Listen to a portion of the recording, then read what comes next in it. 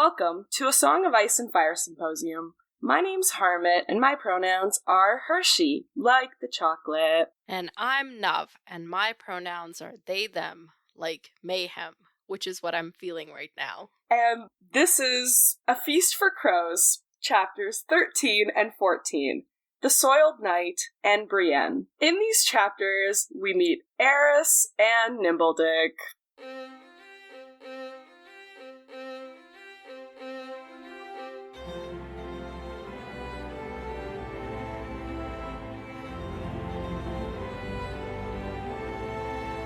Welcome to the podcast, everyone! So, Nuv, how did you feel about these chapters? I like the chapters, but I am not in a good state right now. I've got this real pain in my neck, and I mean that literally, not like a you've been a real pain in my ass kind of thing. And therefore, Harmat in this episode is me and her. So she's everything, and I'm just here for the vibes. Please. Okay, and now you gotta pose it back. What did you think about these chapters? Okay, I loved these chapters. Like, extremely so. Like, especially Soiled Knight went crazy. You forgot something. You didn't ask yourself who died in these chapters. Oh, oops. Okay, wait, let me do this, and then we'll do that later. Go to that. Yes, well, we've come too far. Soiled Knight went crazy. I was like, what do you mean? What do you mean? Like, it took me a while to get into it, but as soon as I was on board, I was like, this is the best chapter I've, like, ever read in my life. Like, I got really hyped. It's a good chapter, yeah. It is a good chapter. And then Brienne's chapter also ate. Like, I was also obsessed. However, Soiled Knight definitely, like... Of the two, yeah. But that's also because, like, as we've learned, I love intro chapters. Like, for some reason, it's like when we meet them for the first time and, like, there's, like, pining or, like, just, like, plight. Like, it's just so good. You're just like, wow, he can't do anything about this. Oh, wait, he can, you know? And then Brienne pod combo, also great. Yes. So I love these chapters. Question myself, who died in these chapters? I do remember there being a death. I wonder if I were, like, sick or something, if you could just, like, host a whole thing by yourself by just asking the questions I always ask, and then you pose a theory, and then you question your own theory, and then just, like... Honestly, I think I could, because I feel like I thrive sometimes. In certain situations, I thrive off of the pattern recognition, so I feel like I'd be able to identify the ways in which you'd question. Like, I'd be like, well, Nev would be like, well, this person's across the world, and then I'd have to defend. Yeah, so if I die, just continue the podcast with that whole scheme. My god! No! Keep my memory alive if I die of this neck pain. Oh my god, that's so dark! I died in these chapters. My will was crushed in these chapters. Brain. Who died in these chapters? Oh, who died? There was someone who died. Oh, yes. There was just a merchant whose only crime was being from King's Landing. Yeah. They were like, oh my god. So he's dead. Yeah, and we hear about some of, like, Tarly's men who ridiculed Brienne having died, and she's like, good for them for having died. Yeah, I think that was kind of but it. No live deaths. What comes next? Oh, summary. Oh, I don't like this part. Can you be me for this one? No. I'm not anyone. Alright. Okay, can you at least count me in? Fine. Get ready to summarize in... It's so exhausting being me. 3, 2, 1, go. Okay, first Eris chapter, he's going to meet his sneaky link, aka girlfriend, And they're there and they're having sex, and then he's like, well, this is the last time, like I said the last 500 times ago, and she's like, this is what we're gonna do. Marcella deserves to be queen. You're gonna help crown her. Come on, dude, you gotta do this. You're my love. Oh my god, we should get married. She would let us get married. And my brother's trying to take my place. Switch. The only reason he, what's her face? Oh, Brienne. Brienne is with Pod. They've reached the place they were going, Maidenpool, and they're trying to find Stinking Goose Guy, but then they get not ambushed, they're at, like, the security checkpoint, and they have to get past, and then the dude that helps them get past, Brienne doesn't like, because history, she goes to find the Nimbledick guy, and she's talking to him, and they're basically, he's gonna take, that was terrible. Okay. That was so bad. Whatever, it's okay. You're almost worse at being you than you are at being me. Please. No, it's like, no, I think it's just, like, it's new people, and I'm bad with the names. No, I'm just bothering you. Please don't pay any attention to anything I say today. What? Alright. Okay, so I think we can jump into the Soiled Knight. If you say so. There's a question I want to ask, so I guess I'll just go ahead and ask it, even though I'm not supposed to. Uh-huh. What do you think of Ariane? Ariane? Yeah. Is this a trick question? No, I just want to know. Oh, okay. I was like, she's cool. I thought this was... No, okay. I'm not supposed to ask it because I'm not here today. That's why. Oh, okay. Thought it was, like, forbidden. Like, you were about to tell me, like, oh, she's actually a terrible person. Yeah, she's actually a secret 15th sand snake. Please, that's so funny. No, Kate, I honestly really liked her. She was, like, I know we're not in her head, but I want to be so bad. And she's so girl boss.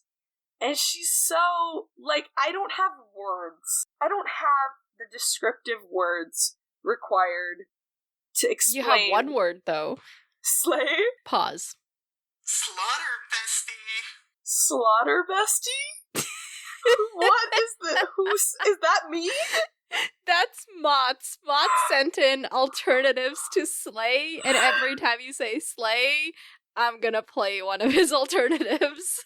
Oh my god! I was so confused because I was like, I swear that doesn't sound like me. Did I say that? Like, oh my god, that's so funny. That's so funny. Slaughter bestie? Is that what he said? Lovely. I know, okay. it's not, I don't know a better way to do it. Okay, slaughter bestie. But, yeah, like, I really liked her. I think more, like, cohesive thoughts will come as we go. But, like, because I forget, like, the exact things of why I liked her, but I just remember her being very slay. I think one of the biggest things... Wait. No. Butcher bestie. Oh, God. Butcher bestie. Oh, my God. That's so funny. No, I think, like, the biggest thing that I liked about her was, like, just, like, her knowledge went crazy. I was like, what? Like, she was just so, like, I don't know, and, like, duh, like, she's technically the heir, like, she's gonna be, like, ruling the Dorne area, and, like, she should know things, but I think, like, some of the people that we've seen primed to, like, go become king, or, like, be the next heir in line, it's just, like, they're not like, oh, let me increase my knowledge of the realm, or, like, let me do this, like, I feel like she, like, takes a lot of initiative, and, like, is, like, really ambitious, and I just really like that about her. Cool. I'm not pitching her very well right now, but hopefully that'll come later. Okay. And did you immediately realize it was her Yes, he was seeing? I did, right. Because I'll explain when we get to it. I'll tell you when I did, but I got it pretty quick.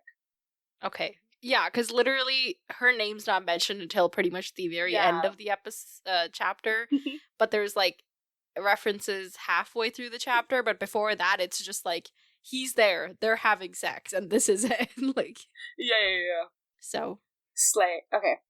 Wait. Oh god. Massacre bestie. Massacre is crazy. Oh my god. I can't. I'm never using that word for the rest of this recording. You're never saying slay?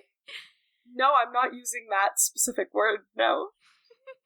At least for the next, hour. I'll keep a lid on it. We'll see. Oh my god. Okay. Can I just express my, utter shock when, okay, 1, 2, 3, God, I can't speak. Fourth sentence, Sir Eris Oakheart pulled up his hood to cover his face, because even when you were like, you could never guess who this is, I was like, okay, but I could, right? No, I couldn't have. I was like, what?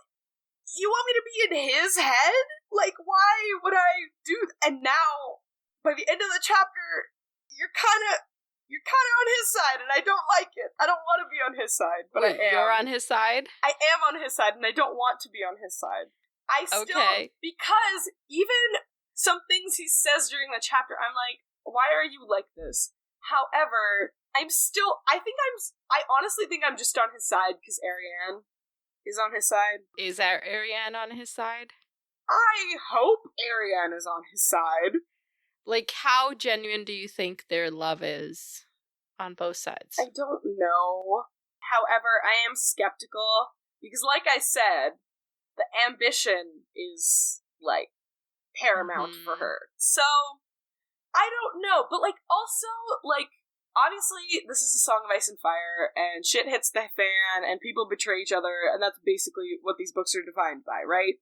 However, I feel like there is a work in a Song of Ice and Fire world in which, it could work.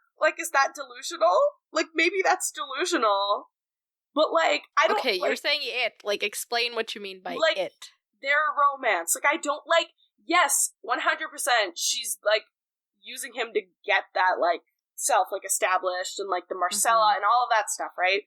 But I don't think that has to negate, liking what they have together and, still wanting to keep that going. Right. So, that makes sense. I think what I'm saying is I don't really have a problem with that.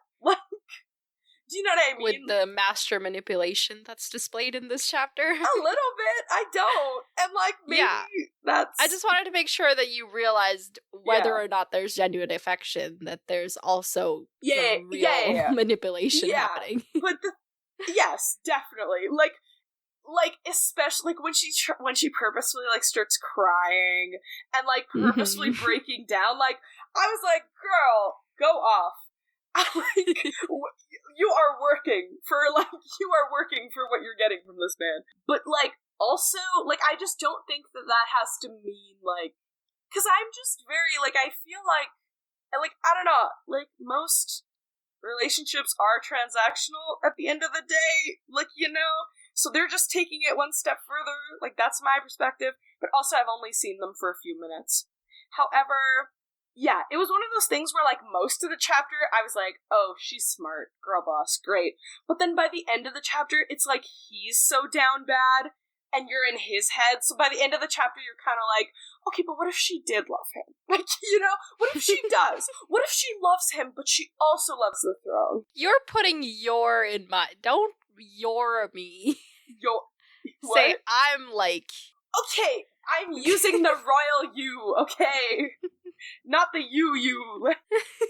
Yes, but use the royal we if you have to. But then that includes you too.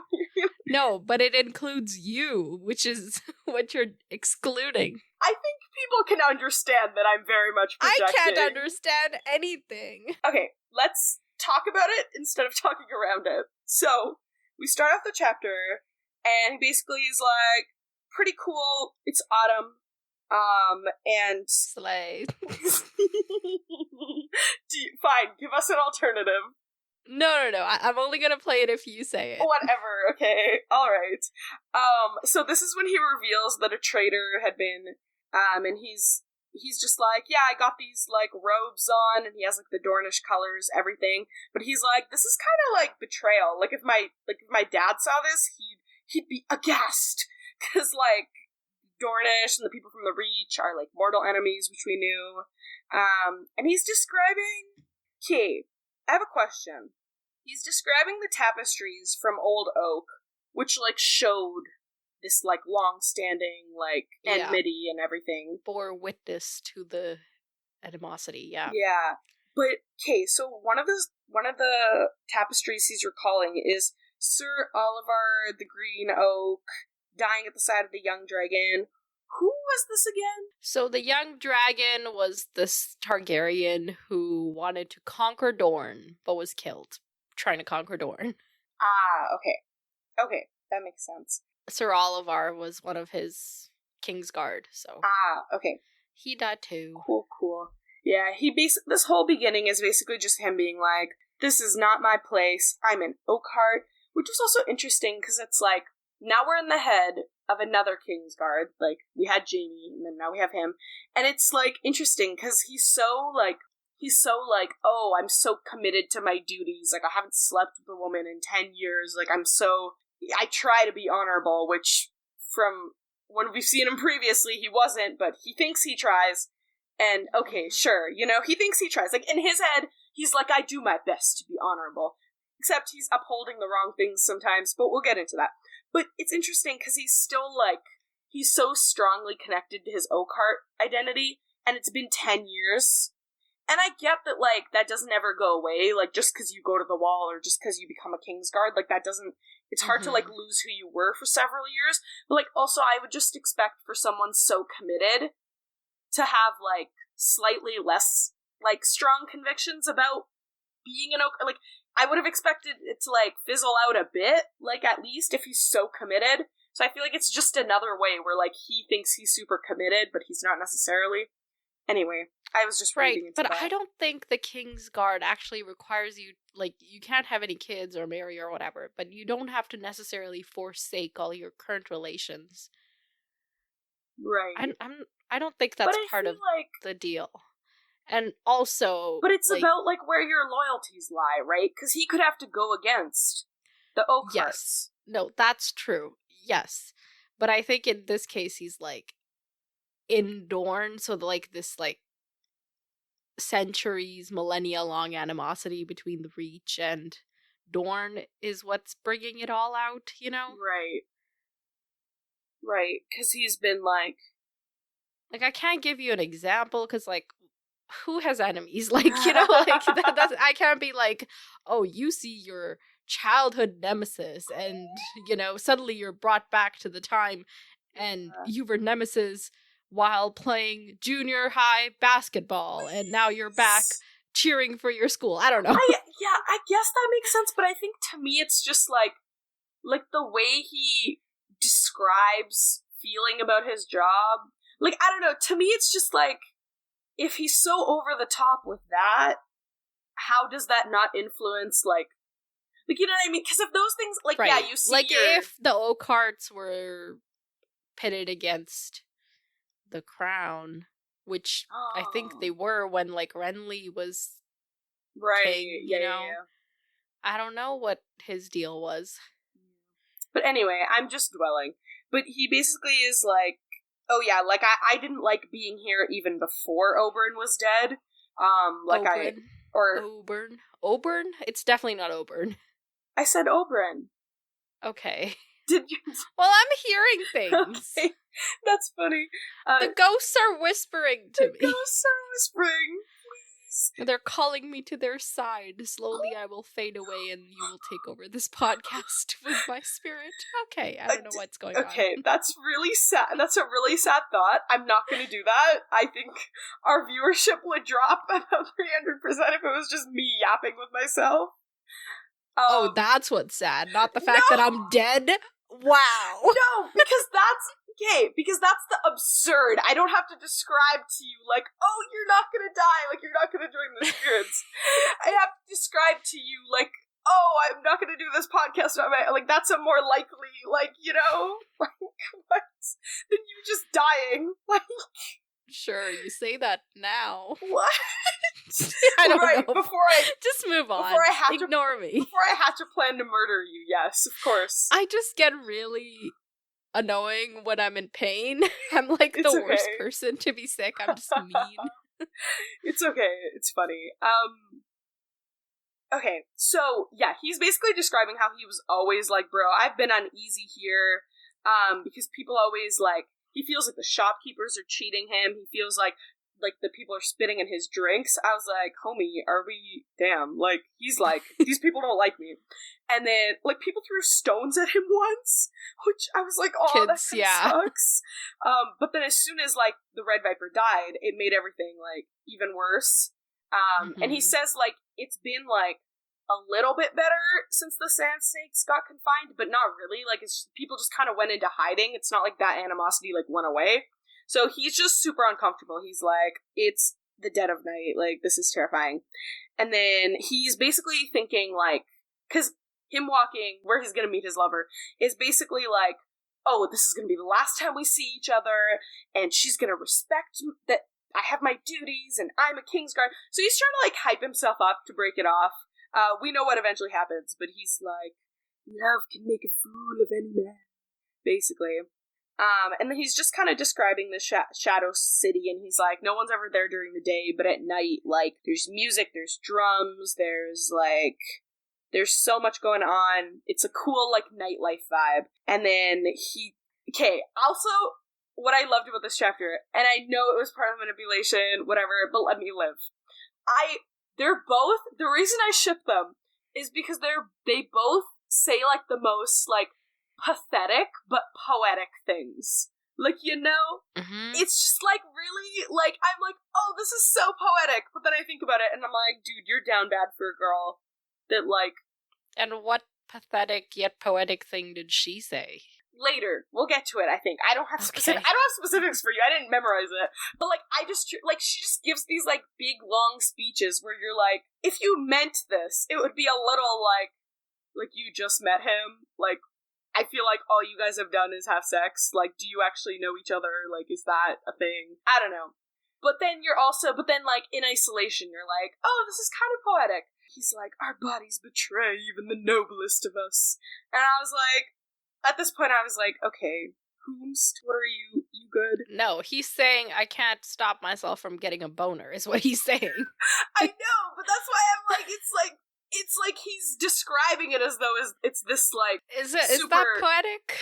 No, but that's what I'm saying, like, he's trying to make it this, like, thing that it's not.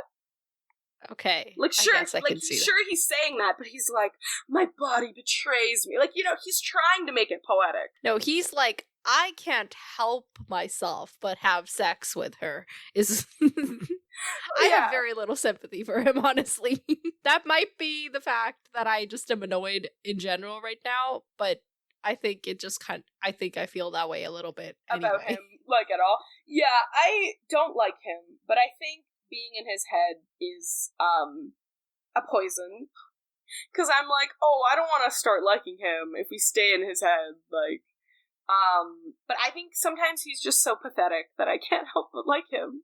Like, okay. You know, like, sometimes I'm just like, dude, really, you know? Oh yeah, maybe I could do, like, Baylor the Blessed vibes where I fast, like, it's just so fun. Like, I think I've uncovered a new approach to reading these books that I enjoy, which is just, like, not taking them seriously a little bit. Like, do you know what I mean? Like, I think I've been doing that for the last few chapters, which is also what's making me enjoy these characters so much more than I normally do, because I'm like, oh my god, you're so funny. Like, you're just silly, goofy. Like, that's all you're doing. Mm-hmm. Like, you think you're gonna be a princess? Like, okay. Or, like, you think you're gonna, like, resign from the king's... Like, it's just funny. So I just enjoyed these little moments, because I was like, you're not serious. But anytime somebody's like, oh, Baylor the Blessed, I should take his example, I, like, really side-eye them. Because, like, he may be the Blessed, but that's the dude that, like, locked up all the women in the Maiden Vault, so he wouldn't be tempted to have sex with them. Like, yeah, maybe let's not take our advice from... Yeah. Oh my god. So anytime, like, somebody talks about him and doesn't criticize him, I'm like... right. You know? Right. Like, it's I like, see where you're at. Right. Yeah, so as he's, like, walking through, he's like, It's basically too, like, spicy for him. Like, he's like, oh, it has the drop of venom, and I can't... Oh, yeah, they make the snake sauce.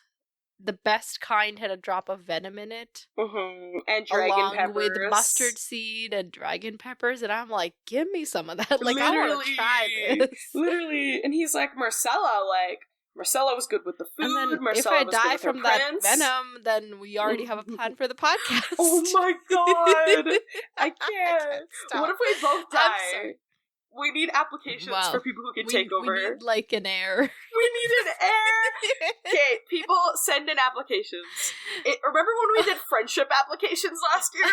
Now, send in applications to just replace us. Like, let's see people's, like, yeah, let's do a second Dance of Dragons Stop. over the podcast. Oh my god, that's so funny. People start whispering in our ear, like, oh my god, Harmat, you should take over. You're just so much better at the intro, like the 2 times you did it. And then other people are like, oh my god, Nuv, I can't believe you let Harmat do that. Like, she thinks she's all that. She thinks she can do it. Like, I'm just imagining, because the entire time, every time they describe Dance of Dragons, they're like, this person was whispering in their ear. So now I'm just imagining, like, Mott's DMing you and being like, this bitch and her nerve. Okay, we are way off topic. We are 2 pages in at 33 minutes. Let's get going. Okay, but yeah, I just thought it was funny, because I was just thinking of, like, people sometimes when they can't handle spicy food, and I was like, that's funny.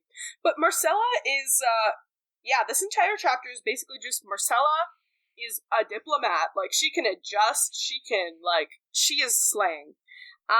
Also... Wait. Fridge. Oh, no. Execute, bestie. Execute! That's so funny. Oh my god. Okay, so, just to recap what we know about Aerys Elkhart. He was shitty to Sansa, but he was like, oh, well, Joffrey made me do it. And then, was he also the one who killed Ciri? No, that was Meryn Trant. Okay, cool. And then, the thing we knew, like, the reason Tyrion sent him is because he really felt for Marcella. Like, that was why? Like, did we know I can't remember. Did we know that he was like, my little princess? No, I don't think so. Okay. I can't remember Tyrion's reasoning, but it was whatever. Okay, cool. Anyway, I just he wasn't gonna send Meryn Trant because he knows Meryn Trant's super cruel. Yeah. But, like, he also wasn't gonna send the Hound. Right, so, like, process of elimination. Yeah. That makes sense. Okay, so he's basically praising Marcella now, and he's like, she left her, like, playing chess with Tristan. No, not quite chess. Okay, but, like, chess. It's Syvass. I don't really know how to say this word, but kind of like Syvass. And it's kind of like chess, but not quite. But it's cool. I was like, oh, slay. And basically, she's almost 11 now, and then Tristan is 13. And she wins most of the time, so that's iconic. And he makes a little jab at Cersei and Robert, because he's describing, like, both of their... and he's like, I hope she likes him more than she liked Robert, which I thought was funny. And he basically is like, oh, is she gonna be safe? And then he's like, hey, I left, like, multiple guards, and they're Lannister guards, like, she's safe, and she has her maids and Septa, and, like, Tristan's got his protection, like, and in a fortnight, we're gonna go away, so we'll be fine. And he's thinking back... Wow. What did you think? Where were they gonna go away at this point? Because it's not explained yet. What did I think? I didn't write anything. I think I just was like, are they sending them back or something? Like, I didn't think of the water gardens. I just was like, where? Yeah. But he's thinking back to the conversation with Doran. So when Doran showed back up, he was like, hey dude, sorry I haven't met you guys, but and he says like, oh, I trust Arianne has made you welcome here in Doran. Then he's like, she has, my prince, he'd answered, and prayed that no blush would dare betray him. And here's where I was like, they've been fucking. Okay, cool. Yeah, I hoped you would get that, but yeah. Yeah. It's good. So, but yeah, basically Doran's like, these people want me to declare war on the Lannisters by killing Marcella, but my mother taught me long ago that only madmen fight wars they cannot win. So I'm gonna take her to a safe place, to the water gardens, and you can come along and we'll hang out there. Mm-hmm. And his, like, he talks about, like, how he'd hoped that imprisoning his nieces would help calm the waters, but even so, people are not happy with him. Wow. There's still mutiny brewing, or people are, trying to do away with Marcella. Yeah, totally. And he's like, yeah, like, small folk are on that side, half of my lords are on that side, like, it's only, like, we need to get y'all out of here before something happens. Yeah, so Oakheart agreed, but Doran did urge him to not write about it to King's Landing. Mm-hmm. And he argued that it would be safest if no one knows where she is, not even in King's Landing. Yeah. What do you think about this? Does that make sense? I thought it made sense, because then also, like, if they write, like, if I was trying to start, like, if I was on the side of the Sand Snakes and I was trying to start shit, I would definitely intercept. Yeah, but if I am trying to start shit and I, like, go in and out of the castle, I'm gonna know that they're leaving for the water gardens, Yeah, that's true. I don't know, but I also just was like, why would Doran, like, I did, like, at first I did think it was suspicious, because I was like, oh, but then I just, like, I just didn't know, like, where, like, that could have gone, because it's Doran, you know what I mean? Like, it wasn't, like, someone else who plots more saying this. Like, maybe I just don't give Doran enough credit, but to me it was just, like, what could he be plotting? Like, do you know what I mean? Right. Yeah. Or maybe he just wanted to, like, because also it kind of, like, it is a little, like, oh, sorry, we might, like, we're worried about our own people killing your daughter, so we're moving her. So it does kind of make them look bad, so maybe he just doesn't want to, like, because you know how he just was like, I hope they get the message by me locking up the Sand Snakes. So I think he just is like, whatever gossip gets to them, like, sort of thing. But continue on with your conversation with yourself. But then he basically is like, oh, so then he basically gets to the alley where Ariane's waiting for her. Okay, it said an ornate snake coiled around her right forearm. Was that a real, like, that was a snake? Or was it like a tattoo? It's copper and gold scales. It's like a piece of jewelry or something. Like, it's an adornment of some kind. I was like, we just moved past this, like, so quickly. Like, I'm so confused. Okay. Yeah, she's just got, like, an armband on and nothing else. Yeah. And he's trying to be, he's like, damn it. Which is, like, such a power move, too. Yeah, literally. He's like, okay, he's, like, thinking about her speech. He's like, I only came to tell you I must go. And then instantly he just is like, well, fuck. Like, yeah, if he really wanted to tell her that, he just wouldn't have gone. But yeah, literally. But yeah, like she says, she's like, you've said this the last 50 times. Like, clearly you don't mean it. Let's just get on with it. But they don't even have this conversation. Like, immediately they just go right into having sex. Yeah. And then it, like, much later. Yeah, literally. Do they come to talking. Yeah. The way I didn't have any notes for a page and a half is crazy. I don't think I've done that since I started taking notes. I just was like, okay. Oh yeah, it's just sex, sex, sex. More sex, sex, sex. I know, but, like, usually I still have notes. Like, I just didn't write anything. Yeah, because this one wasn't, like, overly disgusting or anything. Yeah, exactly. I think the only thing I wrote, I was like, oh my god, is this our first non-incest, non-rape, like, non-terrifying sex scene? Like, because I think it might be. Because I was like, oh, this was just, like, I think the only other one was, like, maybe John and Ygritte, right? Oh, yeah, okay, yeah. But that was different, because, like, I think by that point we were rooting for it, so we cared. This was just like, okay, we just met you, yeah. But okay. They also had, like, conversation during that. Yeah, this was, like, no conversation, so, like, very little for us to talk about. Whereas Ygritte's like, what? Oral sex? I've never seen that before. Like, you know? The only thing I think I noted was, I just, once again, his desire was as deep and boundless as the sea, but when the tide receded, the rocks of shame and guilt thrust of as sharp as ever. I'm like, It's Drama so, queen. Literally, I'm like, this is so laughable, but also it's what, like I said before, it's like, if you just had that line in isolation out in the world, like, I could probably cry. Do you know what I mean? Because it's a good line, but then in context, you're just like, this is funny. Like, you know? That's what I mean. Like, it's pathetic, but poetic. You know? Like, he's just, Sure. it's so funny, because he's so down bad. And I'm like, aw, you little loser. Like, but yeah, he basically is like, okay, we should stop now. And she's like, oh, you have scratches, let me help you. He's like, we should stop. And he's constantly describing her husky voice, and I'm like, oh, like, okay. No, like, every time she says something, like, seductive, he's like, she said it with a husky voice. I'm like, okay. It's just so tropey that, once again, it's funny. Yeah, I wonder even if, like, that's just, like, part of his imagination. He just imagines her, like, every time she says something, he's just imagining it as being, like, seductive, as even though she's just, like, past the peas or something, you know? This is crazy. No, yeah, for sure. He's, like, delusional for sure. And she's like, oh, stay with me, I have so much to teach you. And he's like, he's trying to, like, be like, we gotta do, like, we're done, we gotta go. And then she basically is just, and then she does this a few times where, like, he'll be like, no, this isn't responsible, like, we shouldn't do this. And she'll be like, oh my god, see, you've been using me? Like, she basically, it's just like, there's someone else, I know it. And I'm like, damn, girl.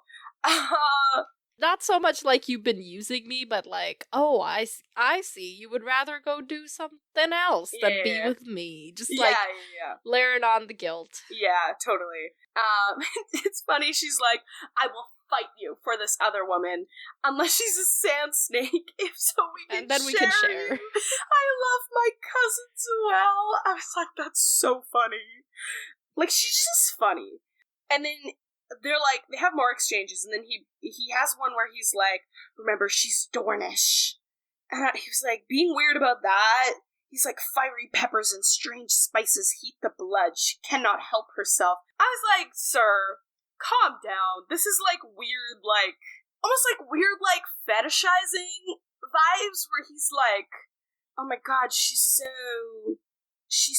Dornish. Like, okay, calm down. Like, yeah, I get it's, like, forbidden fruit for you, but, like, we don't have to, like, lay it on thick like that. Like, just calm down. Yeah.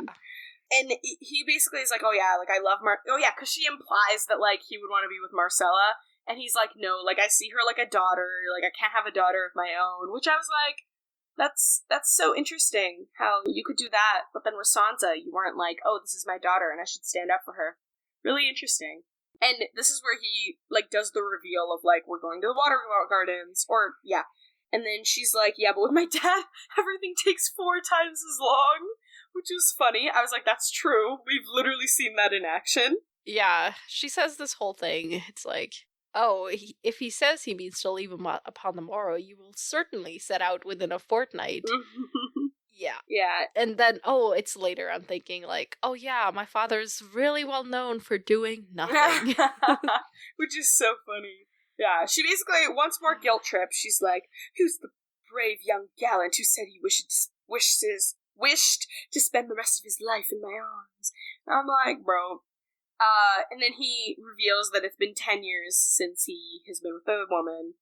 And I was like, well, 10 years before he met Ariane. Yeah. He's like, I never knew what love could be, yet now I'm afraid. Like, oh my god, so funny. Like, these lines. You keep saying funny. I don't know if funny is what you really mean. It is funny, though. Like, I laughed at it, so I would call that funny. Okay. I'm like, sure. Literally funny, though.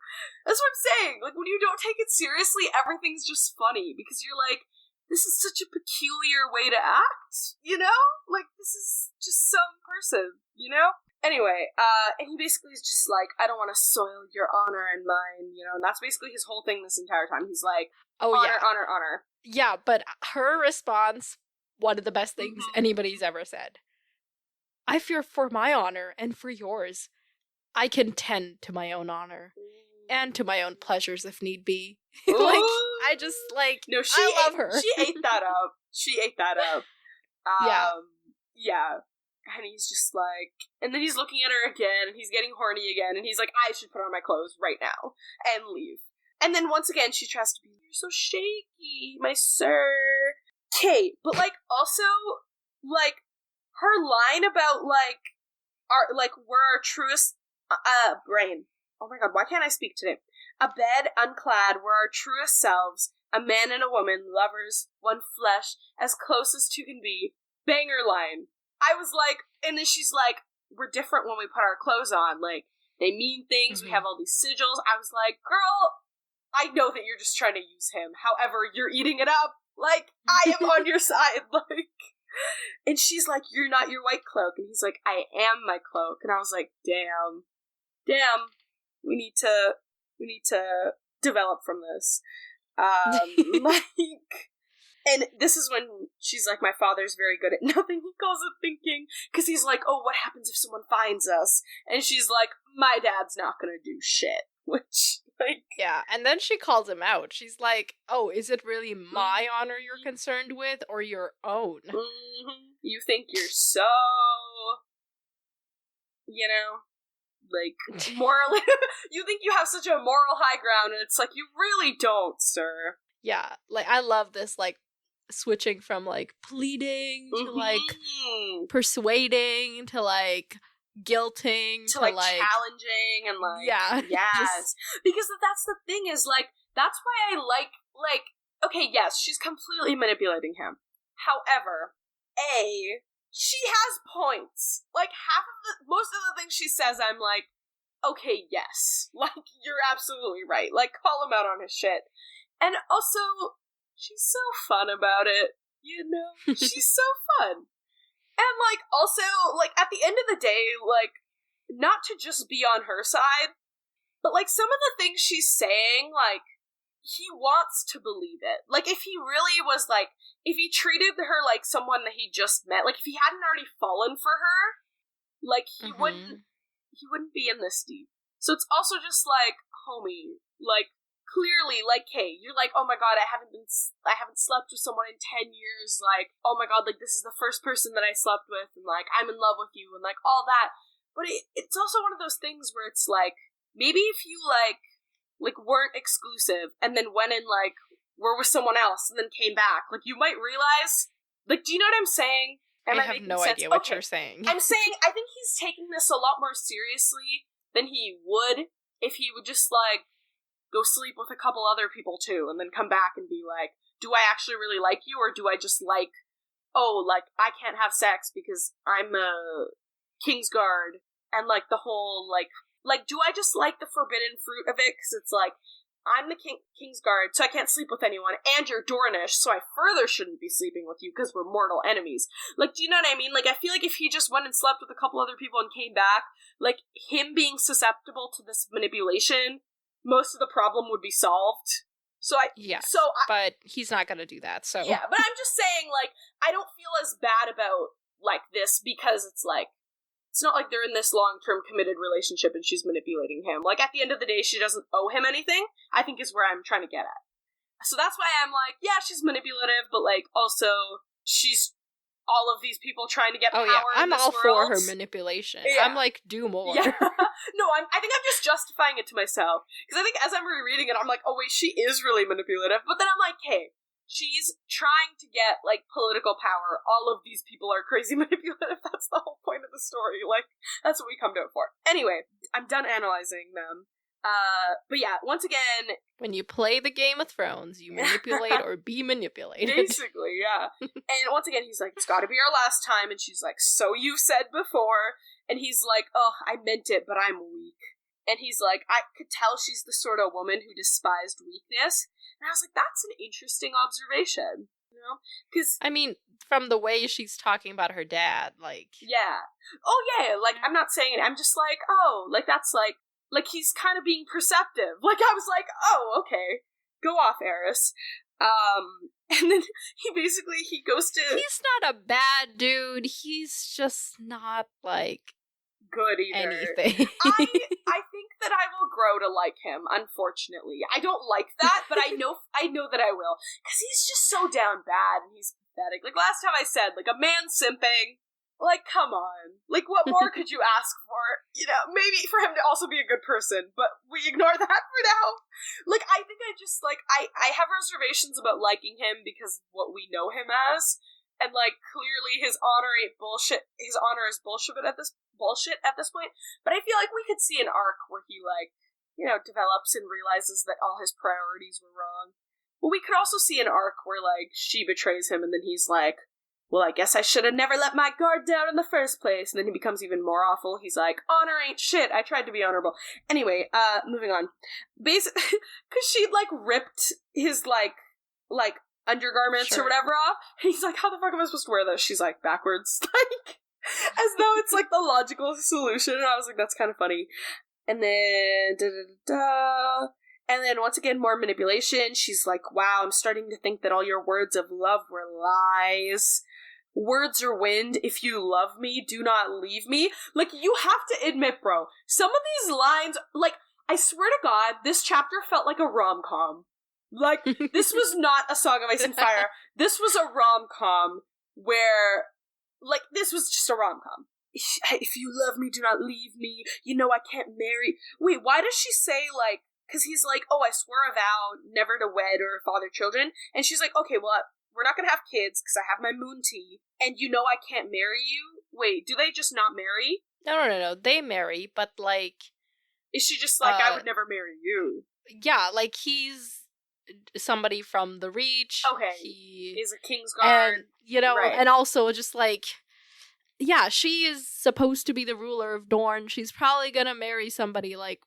Right, like... worthy powerful. Of that title or whatever. Right, he's just some Oakheart who was a Kingsguard. Yeah, and also, like, the animosity Okay, and the fact that he's Kingsguard. Just all those things. That's what I figured, but I just... Like, the way it was said, I was like, am I missing something? Like, am I just assuming?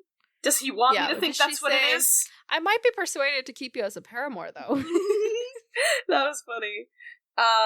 Yeah, and he's like, come on, you think Kingsguard don't go around boning? Like, come on, bro. And then he's like, oh yeah, like, just Blunt. All these, yeah. Whereas Blunt has sex all the time. Preston Greenfield used to visit someone. Yeah. And then historically, there's Terrace Toyne, who loved the king's mistress, but they were still killed for it, whether it was love or just treason or whatever. Yeah. And then there's Lucamore the Lusty, who apparently married 3 women and had 16 children, and the whole time pretended that he didn't. Yeah, that's terrifying. He had like 3 secret families. Yeah, wow. And when he was discovered, they gelded him and sent him to the wall. Oh my god. And then there's Ariane's like, well, there's also Prince Aemon, the Dragon Knight, who had sex with his sister, the Queen Nerys, who was supposed to be, you know, having sex with the king. But, yeah, and then he's like, no, that shit's not real. They only say that to, like, Aegon only said that because he was unworthy and wanted to name his bastard over his trueborn son and blah, blah, blah. Yeah. Oh my god. Why is this Aemon guy giving Jaime? Because, you know, the queen and being Kingsguard and all that. Yeah. And then then Marianne talks about her own great uncle who was Kingsguard. What's his name? Prince Lewin. Yes, Prince Lewin. He also apparently had a paramour. But it wasn't in the history books. Yeah, but it's not, like, well known that he did. So she's like, look, we could get away with it. Yeah. Have we heard of this Lewin guy before? He felt familiar, but maybe just... I think he was on the Kingsguard during Robert's Rebellion. Okay. Yeah. Interesting. Yeah, and she's like, my uncle always said that it was the sword in a man's hand that determined his worth, not the one between his legs. And I was like, you have a point. Like, once again, she's right. Pious talk of soiled clothes. Ooh. It's not our love that has dishonored you, it's all these people you associate with. I think this was the exact moment where I was like, I am on your side, Miss Ma'am. Like, I have which loyalties? Like, From I don't know. whomst? I realized as soon as I was like, I didn't switch, but I formed a loyalty, I guess. An additional loyalty to her now. Please. Like, wow. And he's like, Robert wasn't a monster, and she's like, he climbed onto the throne over the corpses of children. Like, even though he wasn't Joffrey, he still did shit. Which, once again, like, she's literally right. Like, yeah. And obviously that crime of Robert's is well remembered in Dorne, because it was the Dornish kids they killed. So. Yeah. And then Joffrey's like, oh my god. Joffrey? Or not Joffrey. He's thinking about... Wait, sorry, what you said about... Yeah, like, that's the crime they remembered. I forgot to mention earlier, like, when Doran was talking to Aerys about how they're going to be moved to the Water Garden, he literally brought it up as a thing, too, where he was like... Y'all didn't care about them being kids. Yeah, why would anybody care about Marcella being a kid? And I was like, damn, why did Doran make a point for once in his life? Like, he has a point. But anyway, yeah, so he's thinking back to Joffrey, and he's like, he was handsome, tall, and strong for his age, but that was all the good that could be said of him. And I was like, rip Joffrey. And he's like, oh, it still shames me to remember all the times I, like, struck Sansa. And I'm like, well, it didn't shame you when you were doing it. Like, yeah, you didn't even show. If it really shamed you, you wouldn't have done it. Like, it's same thing with if you didn't want to have sex with her, you wouldn't have showed up. Exactly. Like just because you like realized that it was like just because you realized that it was wrong doesn't mean anything. Like, I think sometimes we take like acceptance is the first key to like fixing a problem like too far. Like, there is a very real problem of like, not a real problem. I keep using the word problem, but it's still a complete issue when you know fully and do nothing about it. Like, come on. Anyway, yes. Yeah. But I'm hoping that there's some repenting to come, you know? There's something. Maybe when Sansa's queen, he'll have to, like, bow down to her and be like, I am so sorry. Queen of where? I don't know, the world. Like, we'll create a new position. Well, okay, wait, Rob's dead. Jon's at the wall. Sansa is the heir. Technically, to Winterfell. To Winterfell, yeah. Sansa could just, like, you know, yeah, Sansa could do it. Okay. Yeah. So she's gonna be Queen of the North. Yes! Oh my god. But not of King's Landing and stuff. No, I don't think she wants to do that anyway. I think she's had enough King's Landing for a lifetime, let's be honest. Yeah. But yes, oh my god, Sansa for senator, let's go. Just what? The alliteration, okay? I was like, what's a powerful position that starts with S? Anyway. It's funny because, like, we're in Canada and senators aren't even elected. That's funny. Well, yeah, I think also the reason I think about senator is because student senate at, like, our university. So I think that's, like, why I do have the word senator top of mind. Like, yeah. Okay, so, yeah, and then he's like, oh yeah, when Tyrion chose me to go, I was, like, so thankful that I wouldn't have to do that anymore, and I was like, well, you could have just fucking stopped, like...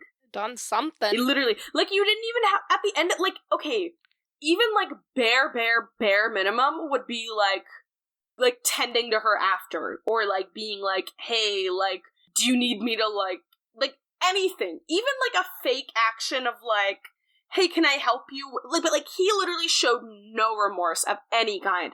So it's like, clearly you didn't feel compelled to do anything. Because sometimes even doing, like, a little thing, like, let's say he went and spent time with Sansa just because he felt bad, even that could then, like, prompt him to then next time take a stand. Like, do you know what I mean? He didn't even take the first steps. Like, you know? Like, you know how what we're talking about, where, like, with him showing up here, it naturally leads to the progression of, like, hey, well, now we're gonna have sex, and now I'm gonna regret it again, and the guilt is gonna come back. So it's like, well, if he'd started being nice to her, it would have naturally led to him being, like, him having to actually sit with the fact that he was shitty. Yeah, but you don't have to be nice to someone to not beat them. Like... No, but I just mean, like, doing anything that would lead... That was just an example. Right. Like, doing anything that would lead him to taking a stand. Because, yeah, Joffrey's king. It's hard to take a stand right off the bat, but, like, do something to get there, at least. You know? Anyway. Yeah, so now he's thinking back to Tommen, and he's like, yeah, Tommen was good-hearted, and he tried his best, but, like, you know, he cries, and he's, like, whatever. Like, Marcella is more, like, diplomatic, like, she's smart, she's cool and collected, like, she would be, her wits were quicker, like, she's a much, and he even says, like, nothing ever daunted her, not even Joffrey, which I was like, okay, go off, Marcella.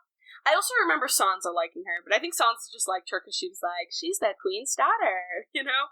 But anyway, and then he's like, the women are the strong ones, truly. He was thinking not only of Marcella, but of her mother and his own, Queen of Thorns, Red Vipers, pretty deadly sand snakes, and Princess Arianne Martell, her most of all. I was like, oh my god! Slay.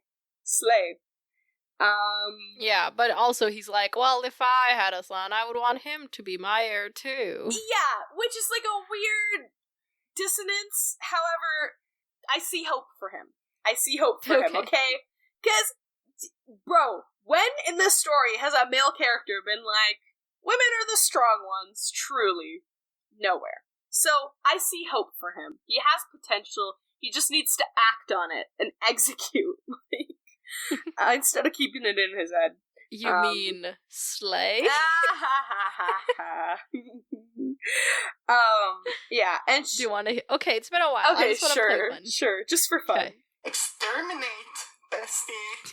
Exterminate? Oh my god, that's so funny.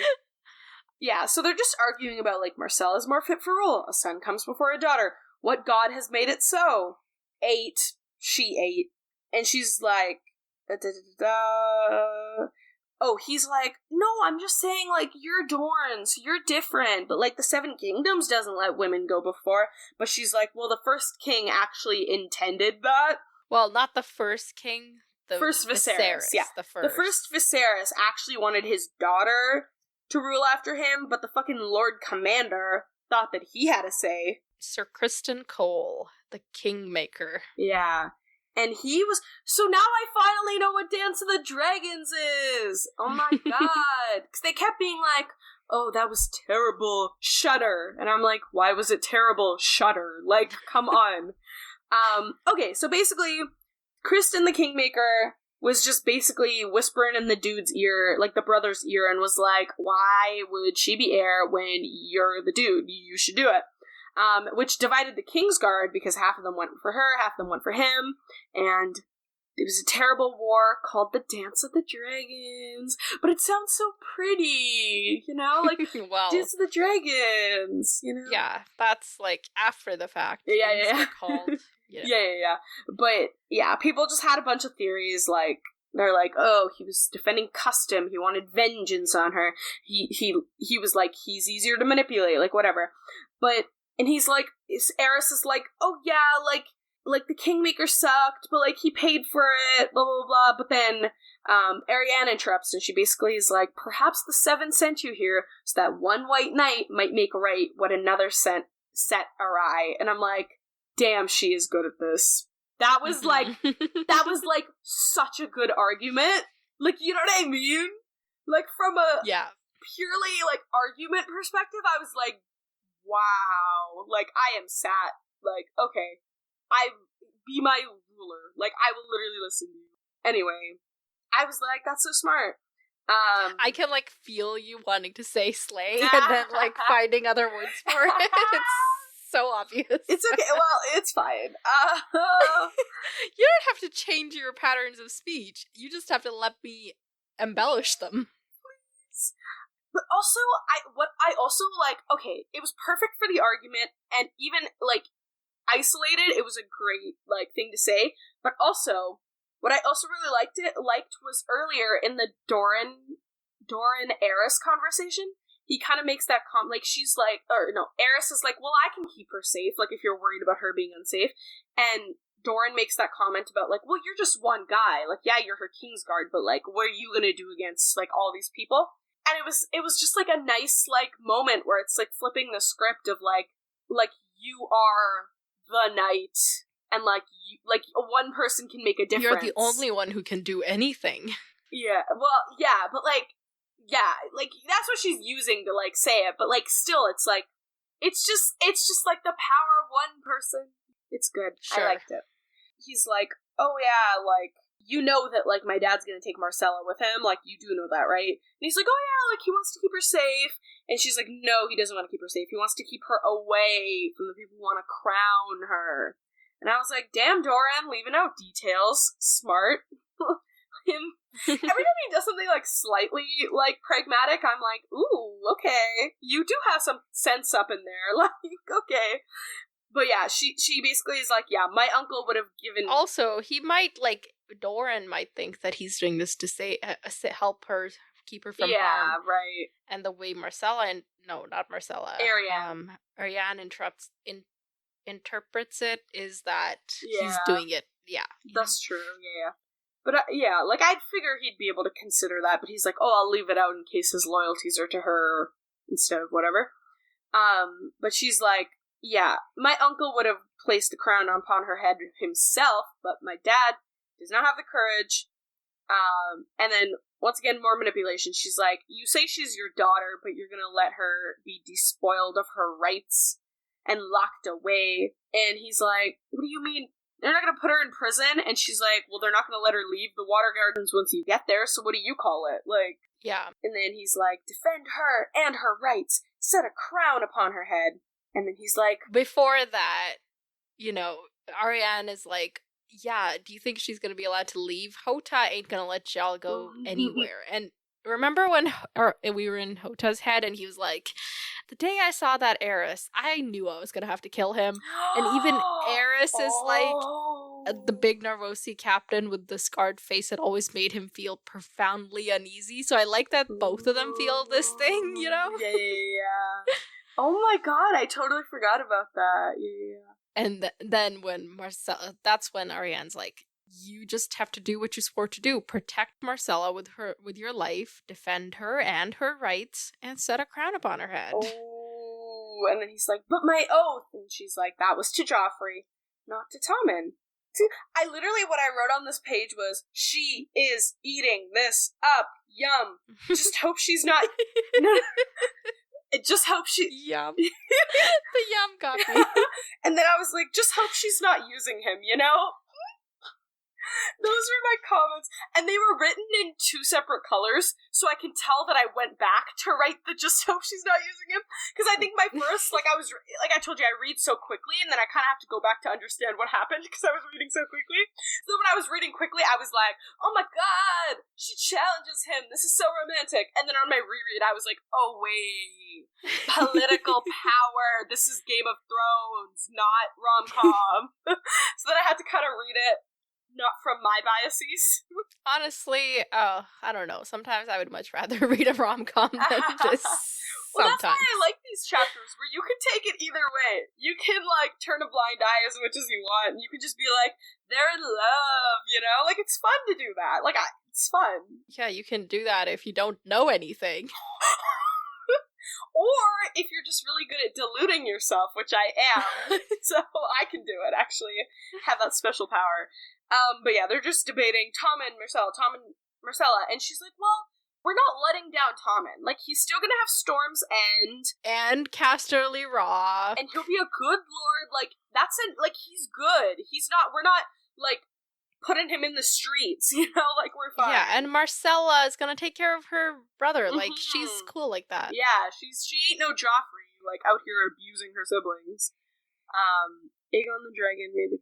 Oh, and he's like, well, but the law. And she's like, I got this. She's like, okay, but, when Marcella gets crowned, she can undo or change the law, like how Joffrey dismissed Barristan, even though he was supposed to serve for life. Yeah, they can change it. So if Marcella's queen, she can let you marry me, and then you can have your cloak and me. Isn't that what you really want? Oh my god, she's so smart. Once again, I'm a princess of Dorne, she said in her husky voice. I can't, the husky, I swear to god, if I control F'd this chapter, husky would be like 30 times. Yeah, and this is where I literally wrote down, I was like, this feels like a totally different series. Like, hello? And then she tries a different tactic, and like they're just like kind of holding each other, and she kind of starts like trembling and crying, and she's like, you call me love, but I have such need of you, and now is when you let me go. Like, oh my god, I just want a knight to keep me safe. And he's like, well, you have your father's guard. And she's like, they're who I need protecting from. Yeah, she's like, my dad won't even let me see, like, my sand snake cousins. And he's like, oh, but they were, like, doing war. You know, he had to lock them away. And she's like, even the 6 and 8-year-old, they were plotting war. She's like, fear makes even strong men do things they might never do otherwise. And my father was never strong. Which, I mean, once again, she's making points. Like, and she's like, Tyene and I are, like, similar ages. Like, we've been super close since we were kids. And trust me, if she can be in prison, so can I. So, you know what I also really like about her relationship with the Sand Snakes is, like, she's basically like an honorary Sand Snake. You know, like, they're basically siblings. Like, we know this. But what's also cool about that is because it's like, you know how last time we saw the Sand Snakes, it was like the progression of, like, overtly scary and, like, aggressive, going towards, more dangerous, but being less overt with it. And I feel like Ariane's kind of, like, the next step of that progression, because she's also a sand snake, so she's, like the girl who knew all about the poisons and stuff, she's even further than that, because we didn't even suspect her. We saw her in that exact same chapter, and like, Hoda was like, oh yeah, Doran's daughter. Like, you know what I mean? She's like that next level of danger where it's like, you literally, like, you don't even know she's playing the game, you know? Right. So it's like she's even, like, so it continues that metaphor of, like, or not metaphor, but like the progression, I don't know, arc. Theme, I don't know. Whatever. People, like, you know what I mean? Like, of her being even more dangerous and, like tactful. So I was like, oh, that's cool, you know? Yeah. Because her job is literally, like, hosting special guests and stuff, you know? So it's like... Yeah, apparently her dad does not value her at all. When he left for the Water Gardens, he put all these other people in charge, and then Oberyn in charge above them, and she was left to just be the greeter and the entertainer. Feasts and frolics. Yeah, and he also apparently has been disappointed in her since the day she was born, not a guy. And apparently he's tried to marry her off to, like, half a dozen times to toothless graybeards, each more contemptible than the last. Though he never commanded her to wed them, he doesn't really seem to care for her. This is so sad. Yeah, because we were like, Dorne, yeah, this is cool, but, like, now it's looking like not so cool. It's really sad because it's like, yeah, like what you said, like, we're like, oh, they're so progressive, they do that, but it's like all the stigma and, like, all that shit is still embedded. It's just like, oh, the law just doesn't let them, like, live out their full discrimination dreams, you know? It's like, she's like, oh yeah, he can't bypass the law, that's why I'm around, like, you know? And it's just like, man, you guys were supposed to be the standard. Yeah. He would want my brother Quentin to be his heir. And so this is where, like, we get some backstory. Apparently, when she was 14, she went to, like, see her dad, but he wasn't in the room. But he was writing this letter to Quentin, who's being fostered at the Ironwoods. And the letter said, one day you will sit where I sit and rule all Dorne, and a ruler must be strong of mind and body, so, like, make sure you study well and all that. Since that day, she's known that her father wanted her brother to be heir. That's so shitty, bro.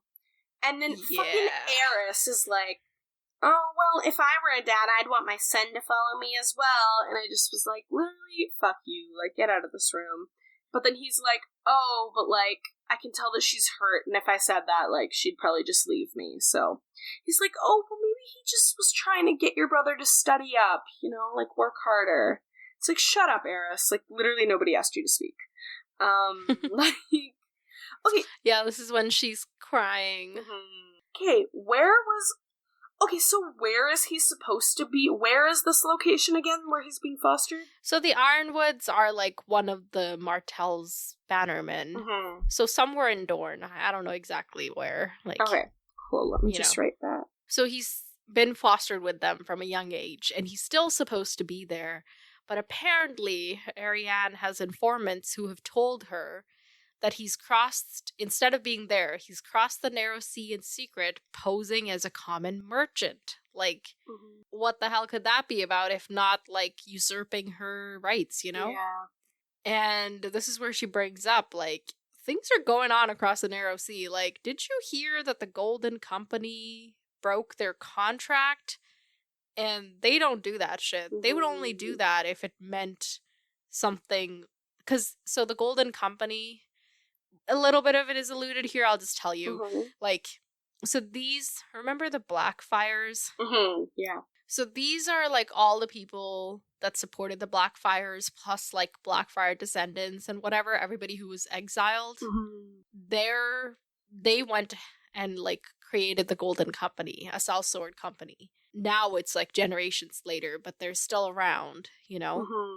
So all the people there are, like, descendants of people from Westeros. Right. And the only reason Arianne thinks they would break an oath is a contract is if it had something to do with Westeros, because what they want is to return home.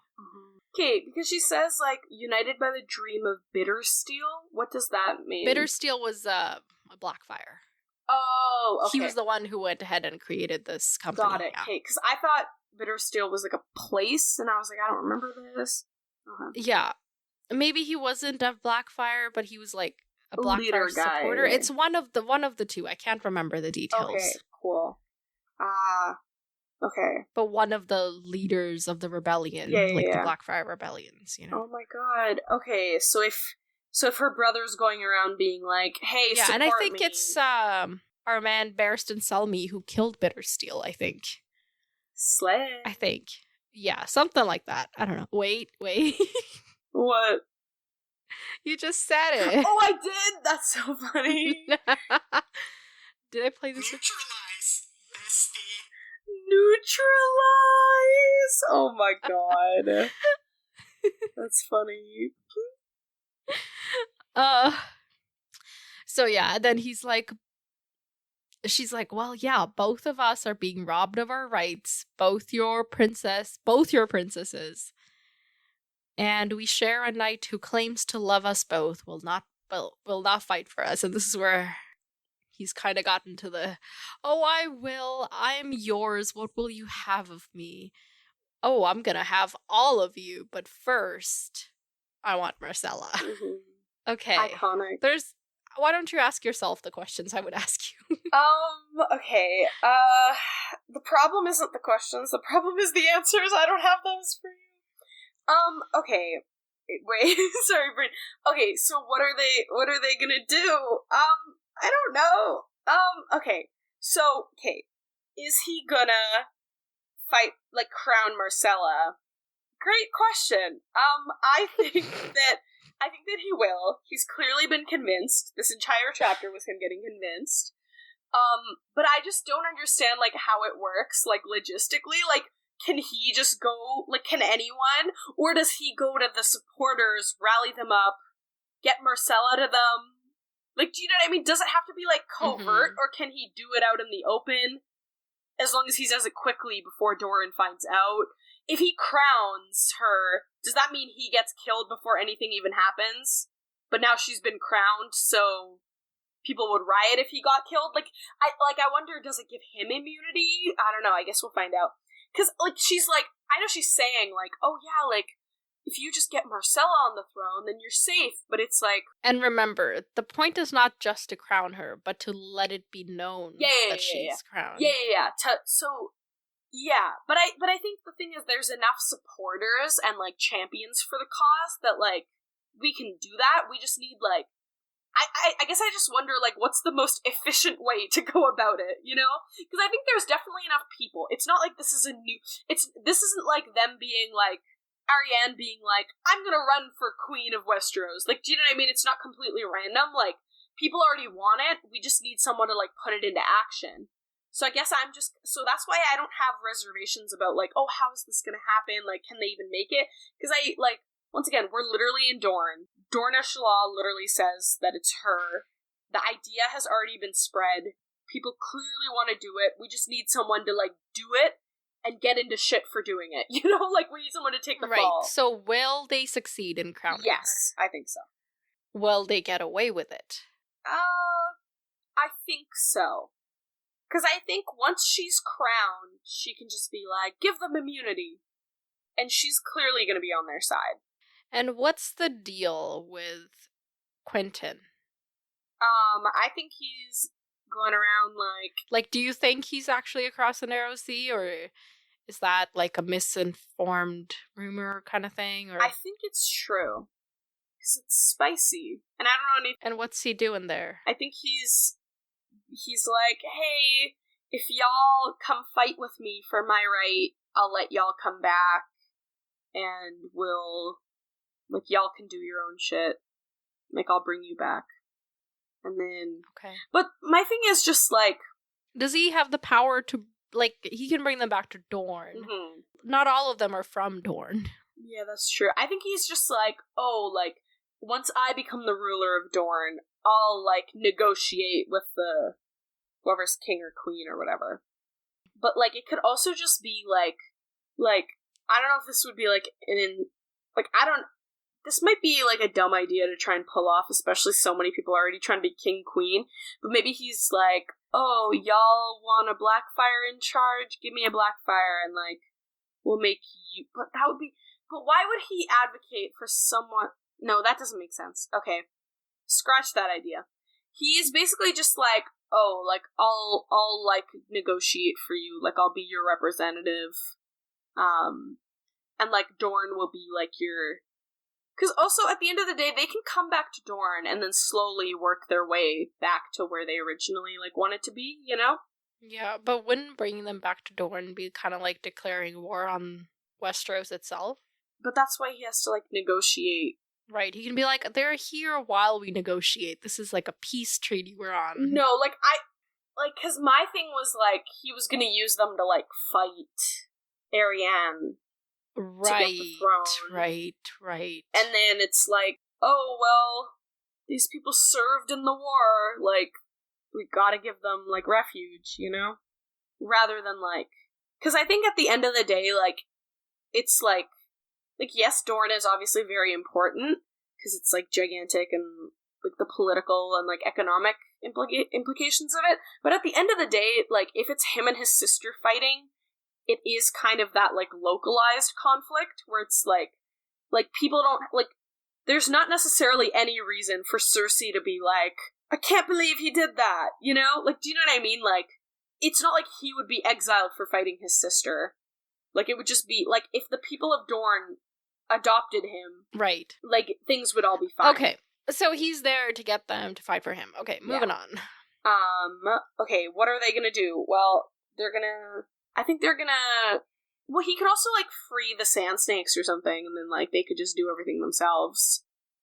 So I think either he could do one of those, but I think it would probably just be easier to, like, get Marcella out of the house and have, like, a crowning, like, invite everyone or something, or, like, go to, like, the public town square and be like, hey, someone crown her. She's literally, she is the rightfully heir. Like, you know, I know y'all want it, so let's just do it. And they do, and then, yeah. So, I think that's gonna happen, and then Doran's gonna be like... And then, what about, like, King's Landing's reaction to that? I don't know, because that kind of gets spicy, because Cersei's kids would be on opposite ends, vying for control over the same thing. I feel like Marcella would need to write to Cersei or something and be like... Or, like, write to Tommen and be like, hey, Tommen, I'll give you Storm's End. Just, like... I don't want to have to fight you. Speaking of Marcella, they don't seem to have really consulted her in any of this. Yeah. How is she gonna take that? I think, he could probably convince her. Oakheart's gonna convince her? Yeah, I think so. Okay. Yeah, because I don't know. It's definitely, like, they're definitely just using her, but what's new? Using kids is not... I had a couple of one note that I had, unrelated to predictions, but, like, just on the chapter in general. It's interesting, because, like, they're talking about, like, how Marcella, like, has wits, she's got charm, she's got her courtesies, like, she would be a good ruler and everything. But, like, it's funny, because it's, like, she's got Cersei's, like, beauty, but and, like, obviously she's, like, her, like, parents' daughter. However, since now she's been, like, isolated from that influence, it'll be interesting to see, like, how much of, like, Cersei she actually, like, retains. Or, like, even Robert. Like, you know what I mean? Well, she ain't Robert's kid. Well, yeah, but, like, she was raised as his daughter. Right. But I don't know if they, at any point, anybody was like, oh yeah, these kids are just like Robert. I know, but, like, it can still... In any way. In any way. I mean, yeah, but still, like, at the end of the day, like, he's supposed to be her father. Like, there's a certain amount of, like, looking up to... Like, even Joffrey looked up to Robert, so sometimes you just imitate, so you still get influenced by them, you know? But anyway, it'll just be interesting to see, because I'm like, could she end up being everything that Cersei wants to be? Like, do you know what I mean? Like, could she be Cersei? That would be a real salt in the wound. Like, could she, literally, could she be Cersei done right? Like, I don't know. Because she's got the skills, she's got the beauty. We'll see if she has, like, the political ambition or, like, inclination. We will see. But they clearly seem to think so. And I do trust Ariane's judgment when it comes to, like, if someone's gonna be good at a job, you know? Does Ariane say at any point... Oh, well, no, she says she'll be a good queen, but does she say that she wants to be queen? No. She's like, oh, she likes us, so we can convince her. I think she just kind of implies that.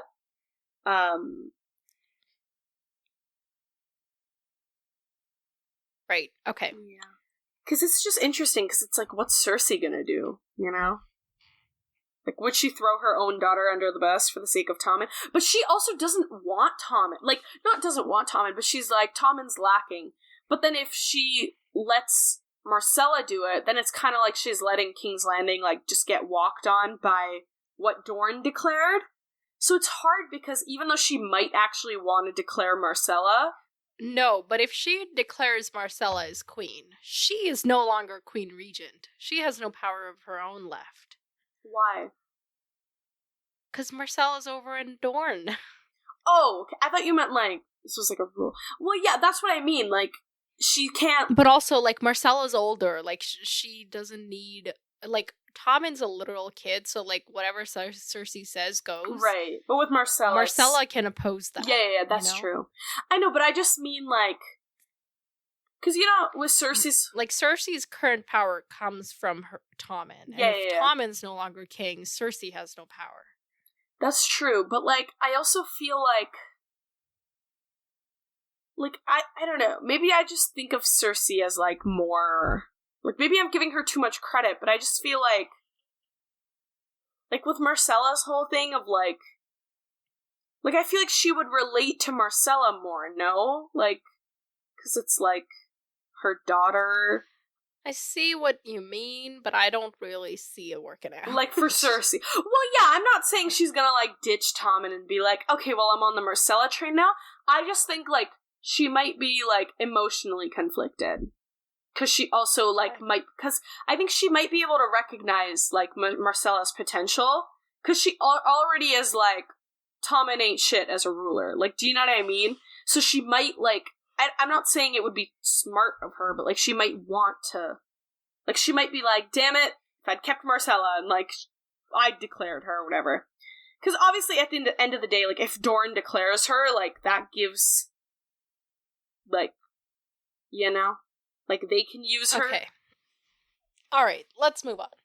To Brienne. Okay.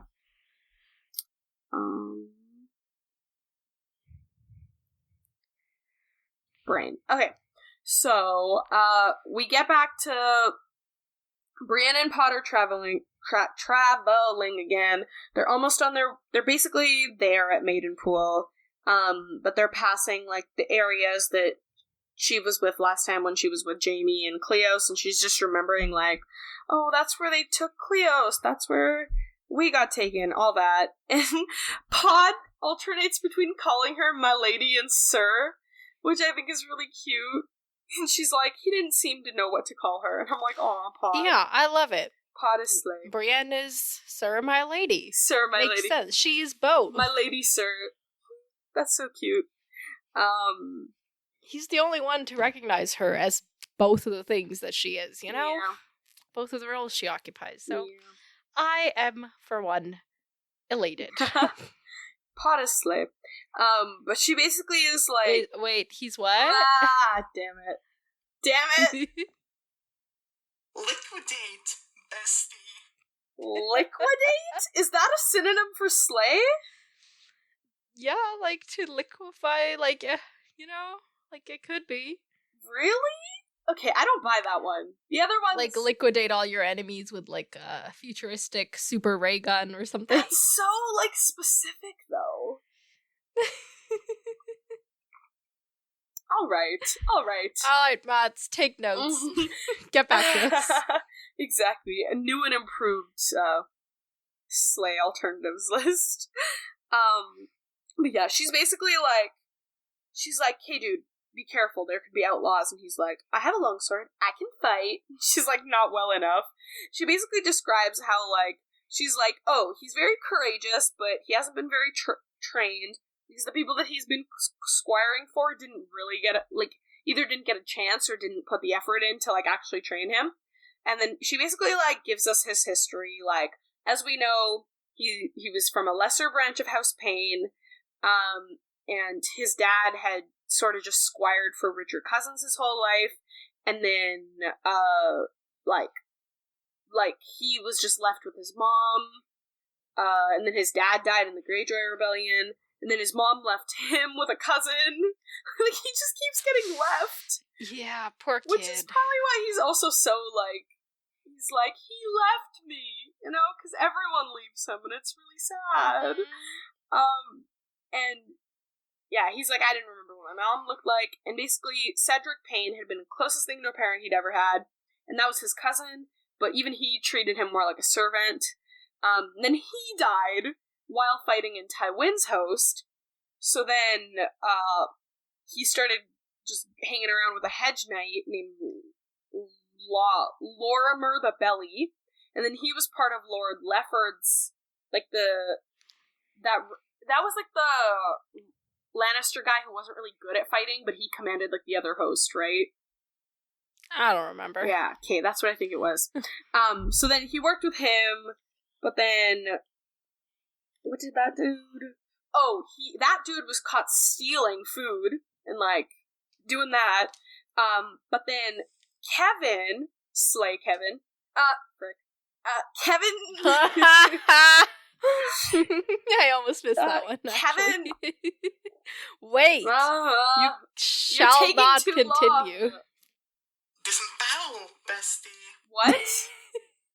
Disembowel. Stop. That's so funny. Oh my god. But yeah, so Tywin hung the dude because he was like, you can't loot. That's the lesson. But then because of Podrick's Payne name, he was saved by Kevin. He was saved from some pain. Yeah. At which point I wrote... Spared the pain. Yeah. At which point I wrote in my notes, we love privilege. So I was like, Slay, we wouldn't have pod. Sorry, what? Oh we my wouldn't have god, pod? I can't. I'm done.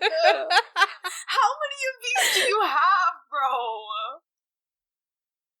Permanently put to rest, bestie. I love this What one. does it say? Permanently put to rest. Oh my god. Permanently. I'm putting that word permanently to rest. Oh my god. You don't have to. You just have to listen to these alternatives just to consider them as potentials. None of them are winners so far. I can guarantee you that. Okay, so, Brain. Oh, so then after those, so then Kevin eventually was like, hey, Tyrion, here's your squire, right? And so she kind of praises Tyrion. She's like, hey, at least he had the sense to kind of give him off to the Master-at-Arms in King's Landing. But then the Aaron Santigar guy died during the bread riots, so Pod didn't get trained for very long, unfortunately. Mm-hmm. And she's like, okay, he's fearless and attentive, but he's also underfed and skinny and not very strong. And she doesn't really believe him when he says that he survived the Battle of the Blackwater, at which point I'm like, girl, put some respect on his name. He saved Tyrion, okay? Like, yeah, but like, we can see why she's skeptical. She's but... like, he definitely didn't fight his way out of it, you know? And And she's like, she says if he survived, it's only because nobody thought he was worth killing, which is just so disrespectful. it's funny, though. She has a point. It's funny. Like, he's just some little guy, like, running around, you know? Like, and she's basically like, hey, if you stay with me, you're gonna go to sleep with blisters on your hands and bruises on your arms most every night. And he's like, I want that. I mean, I don't, but I do. Sir, my lady. I was like, Pod, you're adorable. And she's like, oh yeah, he actually never complains.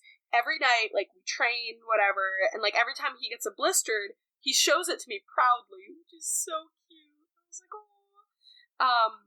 And he took good care of the horses, so he's been a good companion so far, is what I'm getting from her. Mm-hmm. But she's like, he's still not a squire, but I'm no knight, no matter how many times he calls me sir. So it's like, both of them aren't, but they are, and it's so good, and it's so slay. And I was like, that's what makes you cool. And she's like, I would have let him go, though, but, like, it's not like he has anywhere to go. And she's like, also, like, he spent time with Sansa, he spent time with Tyrion. He might, like, on the off chance that some of his remarks end up being helpful, you know? But I think that she just wants to keep him, because also, like, a cool companion, he's helpful. I think she just doesn't want to admit him, but she likes him. And then they see, like, an ox cart, like, on the road ahead of them. And she's like, hey, let's be careful. We're just going to be courteous and get out of there as quick as we can. And they're talking. It's like an old lady, like an old man. And he's like, yeah, we actually used to have an ox for this ox cart, but frickin' wolves, man. Brain. And they also took our daughter. And then after... Yeah, basically they're taking these eggs to sell to the thing, because do they say it here that Randall Tarley's son is getting married? They say it later, but yeah. Yeah, basically, okay, let's speed it up. You're dwelling on too many details today. Okay, but then you don't as have soon to be as I don't that dwell, much of me. as soon as I don't dwell on detail, you're like, wait. I skip one sentence, and you're like, wait. Yeah, but the details I point out are relevant later. Okay, but it's important to cover what happened. Okay, it doesn't matter if it's not relevant. It's fine. You're not relevant. Like I just said, it doesn't matter if it's relevant. It needs to be covered. You took my side.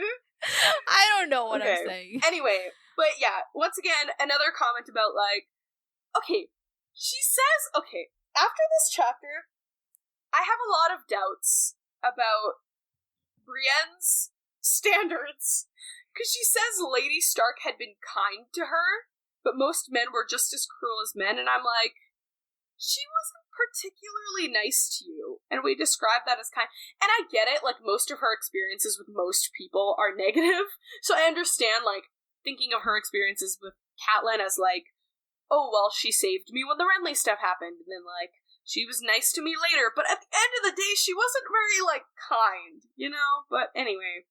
But maybe I'm just... Yeah, like, I think by our standards, it was the bare minimum Catelyn could do. Yeah, but for her, she's but like, by Brienne's so nice. Standards, it's, like, the nicest thing anybody's ever done for her. This happens multiple times, because it happens with Catelyn, and then even with frickin' Randall Tarley, she's like, oh, yeah, like, that favor when he saved me, and I was like, what could he have done that was nice? And then when it's finally revealed, I was like, girl, you gave him too much credit. You could have said, like, he did one thing right, but she was like, oh, that favor, like, do you know what I mean? Like, she was giving him too much credit, and I was like, that's crazy. Anyway, yeah, once again, just, like, girls are just as mean as guys to her, and common women can sometimes be even worse than the people who, like, pretend to have courtesy or whatever. And she's like, yeah, Maidenpool was all in ruins when I saw it, and the egg farmers are like, oh yeah, like, they rebuilt it, like, Tarly. Yeah, because she's been coming along this road being like, oh, is this where we fought? Is this where Cleos died? Like, she's just kind of, like, reminiscing. Yeah. And then they're basically like, oh no, he's kind of been doing some rebuilding, getting some shit set back up. Like, there's still outlaws going on, but they aren't as brave because they know Tarly's here now, you know? And Kate, what was the deal again? Because she's talking about, like, oh yeah, as we get closer to Maidenpool, there's less people that we've met on the road, like, less outlaws and less people and stuff. And she's like, oh, really the only people we saw was, like, a septon and, like, a few followers. What was the reason that we keep getting religious people again? They're all, like, so tired of this bullshit that they're going to King's Landing to petition the king. Oh, to, like, they're stop like, all of our people have been killed. Like, what are you doing about it? Okay, You know? got it. Because I was like, I know there was a reason, but I just forgot. But, okay, that makes sense. So, basically, any, like, inns and stuff that they pass is, like, just camps of, like, Tarly's people, like, there. And, okay, so, apparently the day before, they were stopped at one of his, like, patrol, like, stations, whatever, and they warned her, because they were like, oh, the Hound has crossed the Trident with 100 outlaws. 100? Hello? That's a lot. Yeah. So is this a different outlaw band? Outlaw? I don't know. Because initially I was like... You tell me. Your theory was that this is the Brotherhood without banners, and they have also brought him back to life. But now I'm kind of starting to doubt that, because they didn't have 100. They had like 15 max. So, I don't know. Okay, then what do you think it could be? Maybe it's like a different outlaw band, but like why? What did they do about his injuries? Like, how is he, so I just don't know. Like, how are there so many people? Are they like bringing everyone that they kill back from the dead? Like, I don't, but then I feel like there would have been some mention of like, they were less like outlaws and more like zombies. Like, you know what I mean? There would have been some mention of something if there was something magical going on. So I just don't know. Like, I think for now I'm gonna say it's the same band of outlaws, just because of the behavior. Like, okay, can you please specify this band of outlaws? Brotherhood without banners. Okay. Yeah, but then I just literally don't know, because they're like going around like raping and like doing shit, and I'm like, is he just doing it so that like he has like a group to go along with and have food and like. Like, do you know what I mean? Yeah, and that wasn't necessarily their MO, Like, like, things could have changed, but, like... Yeah. The last time we saw them, they were really, focused on killing the Freys. Yeah. Before that, they were outlaws, but also, like, kind of like, we're on the side of the people, Yeah. That's why I'm like, this is weird. But then I'm just like, we just haven't been told about other Wait. I just had a thought. Could this be like do you remember like Tyrion's like mountain men people, like Shagga and like all of them? Well, last we heard about them, they had returned to the Vale and were wreaking havoc. Oh, okay. Because my thing is just like, I don't think it's the Brotherhood without banners, but I keep saying that because I don't have, like, we don't really know other outlaw groups. Well, it doesn't need, like, you can form a band of outlaws any day of the week, as long as you find some outlaws. I know, but then I have nothing to say about them. Like, oh, they're just a random group of outlaws. Like, what's significant? Like, how do they serve the plot? Like, how do we have a connection to them? Are they just random? Like, do we find out? So, okay, they're a random group of outlaws, I think. It's also 100. Like, that's not Brotherhood. Anyway, I think this is a random, but then it's like, once again, how did they revive him? Like, did they just tend to his wounds? Like, I don't know. And nurse him back to health. Like, what?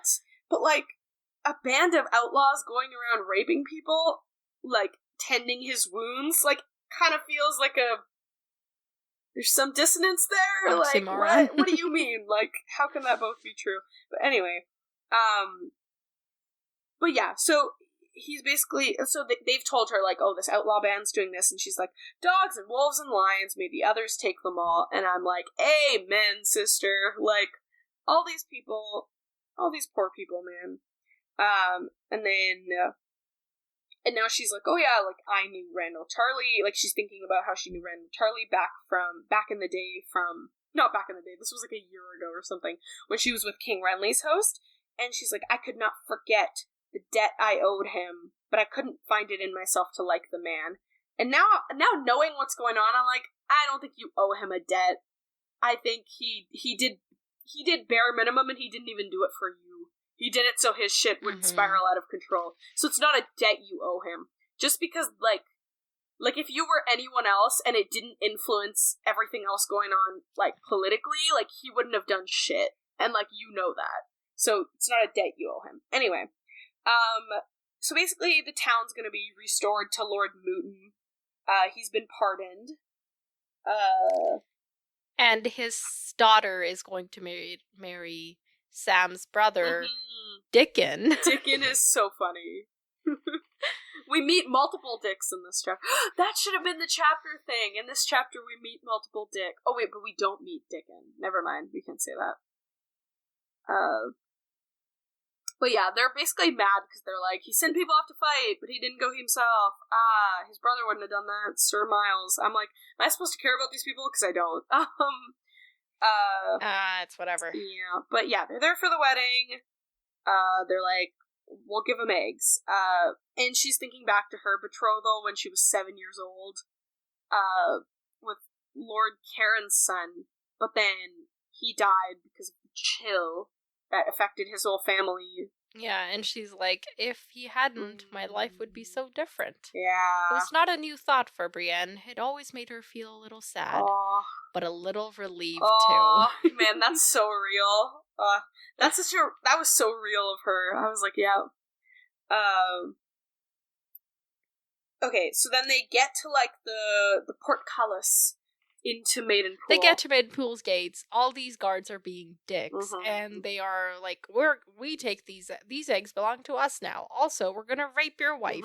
Just the worst people ever. Yeah. And Brienne's like about to square up when this guy Hyle interrupts and is like, oh, let them go. Don't you know this is Brienne? She killed Renly, blah blah blah. And so they let them go. Okay. And they're in the city now. I have something to say, and you're gonna judge me for it, and I don't care. However, like...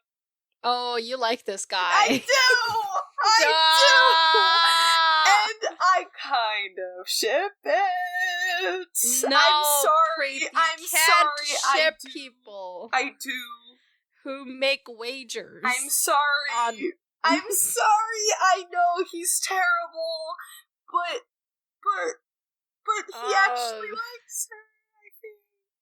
And, like, she can fix him, or he can fix himself. No, all of that is bad, Okay, bad. Did I say it was right? Did I say other people should feel this way? No. I'm just saying that when you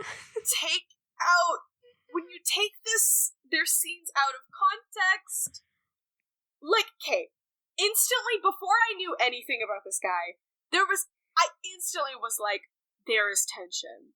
There is literally tension. And it's just like... Yeah, the tension is he abused her. Okay. Trust and innocence. Okay. However, think of it this way. No, I will not. Okay, but this is like the plot to every, like, rom-com ever, where they're just like, oh, this guy is... and those rom-coms suck. I like them. It's okay. Because I never said they didn't suck. I just said I like them. Because it's like he is gonna stop being shitty. And he actually did like her the whole time. He was just being shitty about it. And now he's gonna get better. And it could work. And if only he hadn't been shitty, it could have worked. Anyway, I do ship it. Unfortunately, I don't like that I ship it, but I do.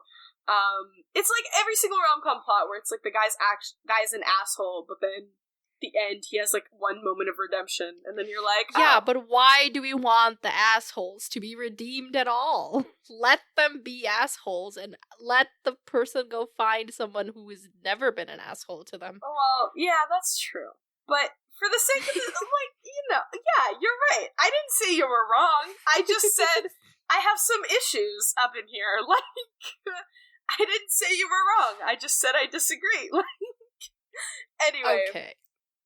I'll get that out there. Okay. So, I said it all at once, so that you don't have to get mad multiple times at me. You can just get mad at me once. Okay. I'm not mad at you, but at your choices. Okay, you know what? Here's the thing. I'm not mad. I know. I'm disappointed. That's funny. No, but the thing is, like, there's only okay, this is gonna sound depressing, but there's only so much revolution one has in their heart, okay? And there are just so many things that I constantly have to fight against the world on. And rom-coms and, like, problematic tropes just can't be one of them. Like, do you know what I mean? Like, to a certain extent they are. Like, I feel like for most of the problematic things that happen in these books, I'm like, oh, this is actually bad. Like, I can't support it. Even if I might want to be a little ignorant, and, like, it's more fun to be ignorant and support it, you know? Than to be like, oh, wait, this is actually bad. Maybe we shouldn't do this. Like, I literally watched a movie last night that was supposed to be all like, oh my god, they're made for each other and it's so sweet. But I just was like, oh, this is actually a really abusive relationship, and maybe they shouldn't end up together. And then they did end up together, and I was like, this is stupid. However... Which movie? Okay, this is gonna lead to a ramble, so I'll talk to you later, because I don't want to ramble. No, but can you just tell me the name and we'll move on? It's Magic Mike 3. Magic Mike... Okay, I haven't seen it, so move on. It's fine. No, now you've opened it. Magic Mike 1 was great. Magic Mike 2 was also great, but in, like, a more fever dream way. Magic Mike 3... they ruined it. Because the thing is, okay, it's like a stripper movie, and Magic Mike 1 was basically, oh, stripping isn't actually my okay, spoiler alert, I guess. Stripping isn't actually my passion, I just do it to fund my entrepreneurial interests. Magic Mike 2 was actually, stripping is community. Stripping brings together people. This isn't a bad, like, he literally had a stable job. Yet he was like, I have to go back to stripping because, like, I'm a dancer. And, like, do you know what I mean? It was like that redemption of, like, wait, like, this thing that society looks down on is actually, like, really positive and, like, shouldn't be looked down on. And it was beautiful. But the way they did it was just really funny. Like, it was fever dream-esque. Like, they had the funniest scenes. But then Magic Mike 3 was literally, he settles down in an abusive relationship because he gets depressed and his business fails. And they got like, do you know what I mean? They totally ruined the great message, you know? So anyway, the point of all of that is that, I only have so much revolution in me. I fight it 90% of the time, but 10% of the time, I'm like, what if we just let this problematic trope happen? Like, what's wrong with a little bit of an abusive guy who put a bet? It's fine. We can fix him. It's okay. Hey, it's okay, okay? As long as you constrict it to fantasy, I will allow it. I think so. I think it's like the thing of, like, I support it in fantasy because in real life, that would probably ruin my life, so I can't. You know? Anyway, at some points... I think I have permission to slap you if you ever say that in real life. If I'm like... I'm giving myself that permission. If I'm like, oh yeah, he abuses me, but he's actually really nice.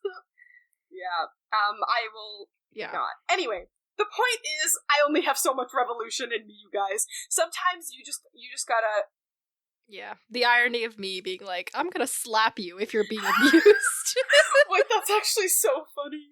No, but you're saying it in, like, you know how sometimes, like, to your sibling, you'll be like, I'll just slap you if you do that. Like, you don't mean it in an abusive way. Not really.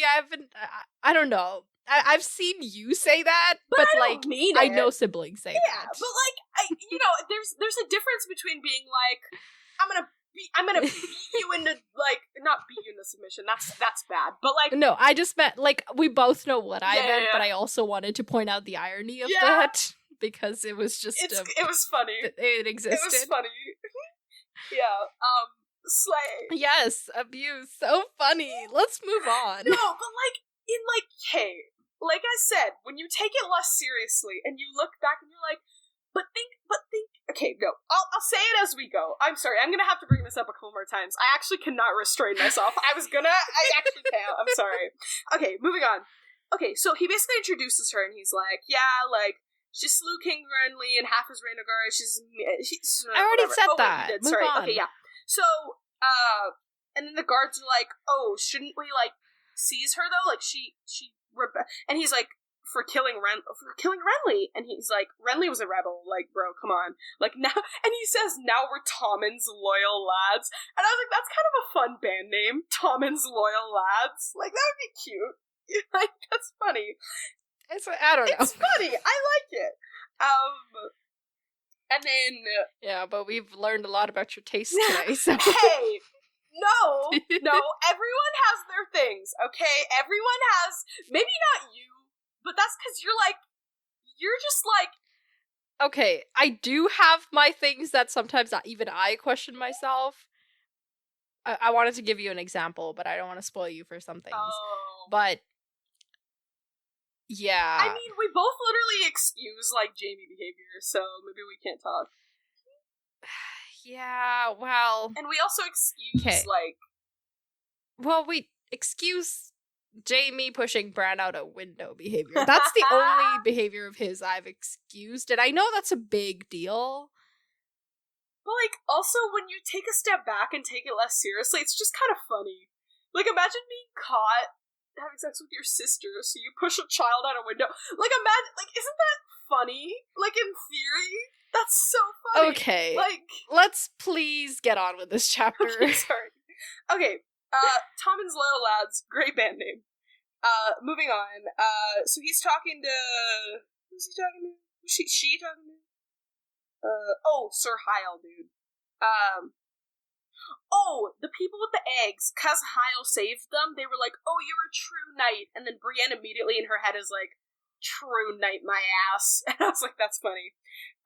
And then Hyle's like, oh, wow, like, your horse is ugly, little guy. Brienne, you're not even gonna thank me for helping you. And she's like, I'll thank you in a freaking melee, sir. Melee. Melee. Do we know who Red Ronnet is?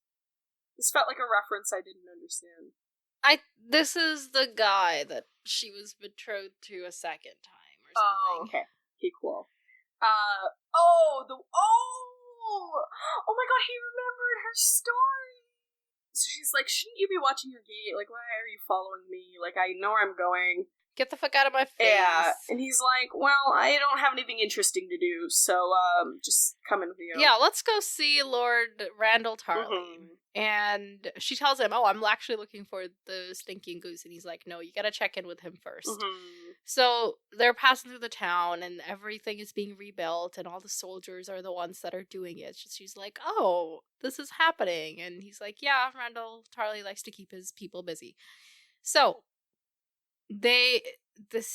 and as she's passing through, she's like, okay, Maiden Pool, it's like a major port. Like, if the stinking goose doesn't lead anywhere, I'm gonna take this ship and go up to Gulltown and then make my way to the Eyrie. My god. And maybe Sansa's there. So close, yet so far.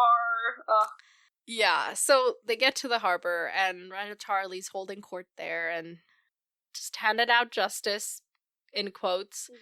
Yeah. So there's a guy who is there because somebody stabbed him in the hand, but the guy who stabbed him in the hand did it because he thought the first guy was cheating at dice. And Randall Tarly's like, oh, show me these dice. And the guy's like, I mean, they are lucky for me. And he's like, yeah, you cheated. So for cheating, you are getting... What was the... take one of his little fingers. He can choose which one, because cheating is like stealing, and for stealing you get a finger taken off. Oh my god. And for the guy who stabbed him, can get a nail through his palm. Bruh, so annoying. Yeah. Like, these are the issues, like, we have to go to him? Like, what? What? Gonna... Well, like, he's in charge now, so that makes sense. I know, but I'm just like, all these, like, petty disputes, like, I'm like, bro, we have wars going on, and we're sitting here, like... The guy who, like, went to him for having had his hand stabbed is probably like, I should have just left it at that instead of trying to do it. But, like, there's another guy who took money from a sept after the septons left, and he's like, well... If you just stolen from anybody, it would have been one finger, but to steal from the gods, you get 7 fingers. And this baker who has been mixing in sawdust gets a fine for 50 stags, and every stag he can't match, he has to get whipped for. Ouch. And then there is a sex worker who has been accused of giving the pox to 4 of his soldiers, and his punishment is to wash out her private parts with lye and then throw her in the dungeons. That shit's torture. Yeah. Yeah. Also, because the other ones were like they did do something wrong. Like, this is like she's accused of it, but like, no, but well, why don't also you? Like, she probably got it from one exactly, of your men who then like, gave it to her. Like, she didn't. It's not like they have STI testing. Like, she didn't do it intentionally, and she can't do anything exactly. about it. Like the guy who cheated. Like, I don't think you should get your fingers cut off for cheating in a game, but like they act like they did. Like, this felt like a new level of injustice where it was like, what? Like, she was literally just like, yeah. Well, obviously, as always, yeah, women, especially sex workers, get the short end of the stick every time. Yeah, and I'm just tired of I know, it's terrible.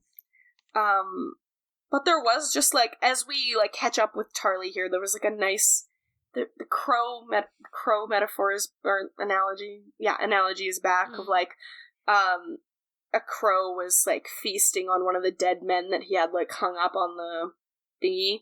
Hanged. Yeah, and then the other crows. It's funny because here it was like the crows scattered as the townsfolk came, but then as the townsfolk leave, the crows come back. So it's kind of like they're stand-in crows, and it's like a cool imagery thing. It's cool because people are basically crows. Yeah.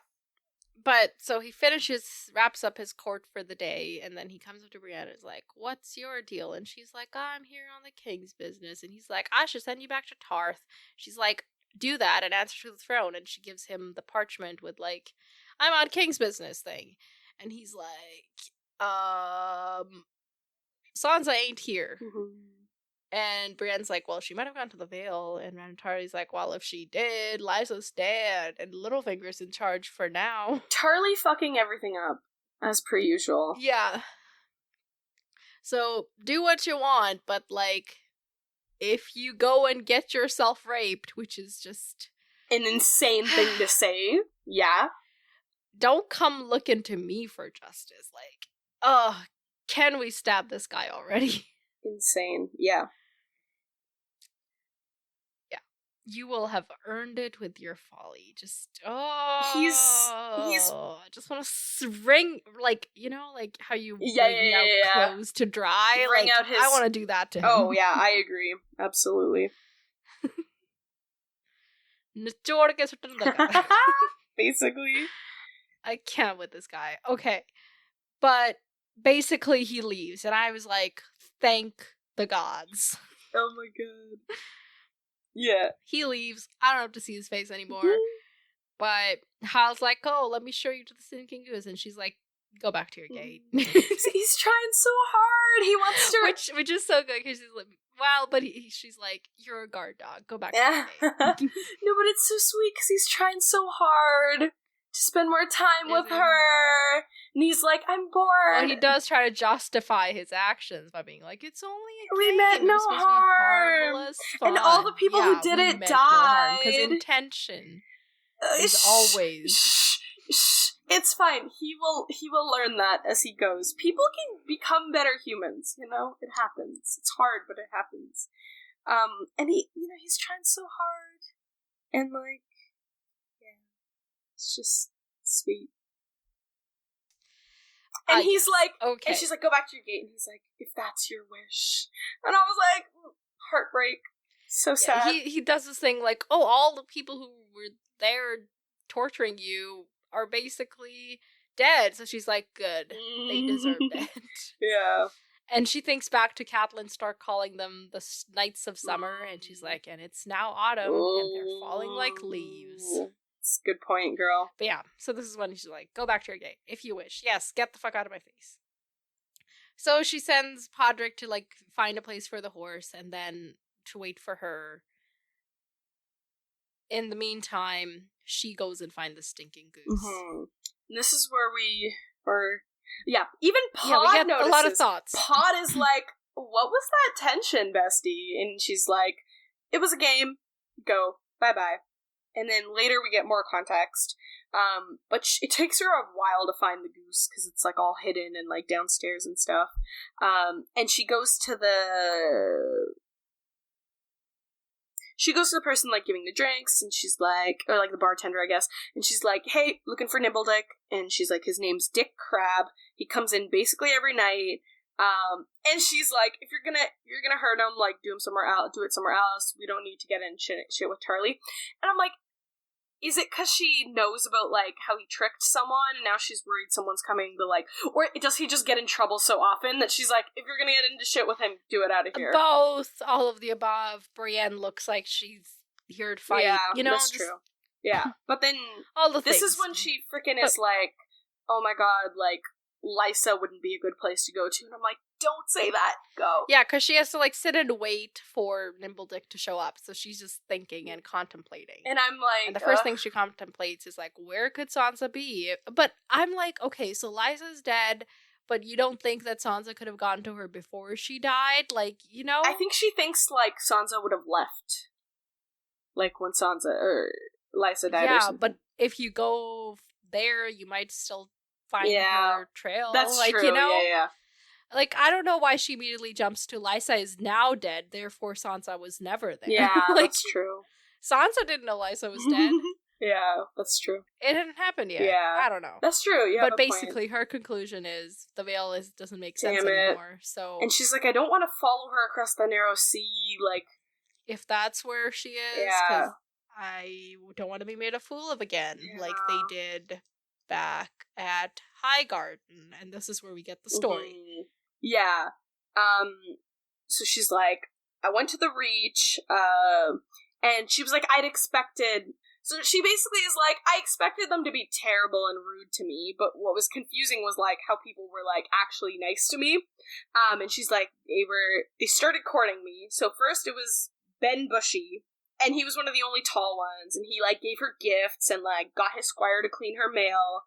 And then Ambrose came in, and he brought her flowers and had her, like, ride with him.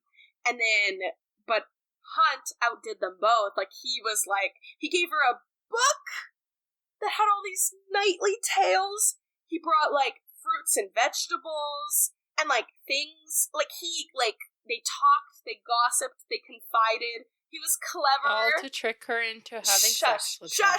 Shush. He even trained with her one day, and she's like, oh my god. And, like, initially, when this was all happening, she was like, oh, now, like, this is why everyone's being nice to me, because I'm being courted by this guy.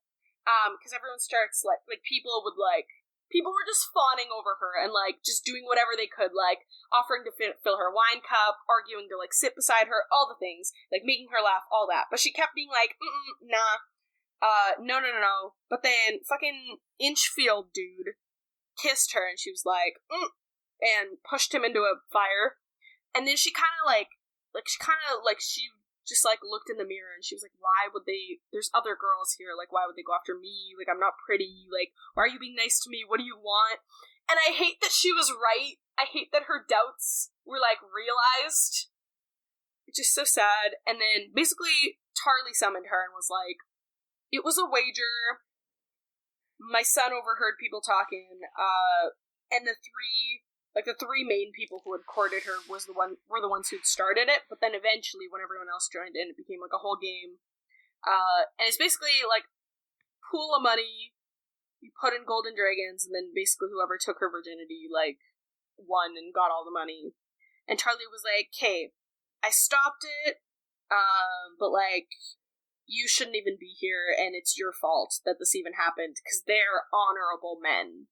So, it's on you, which was really shitty. He's like, oh, yeah, you being here encouraged them.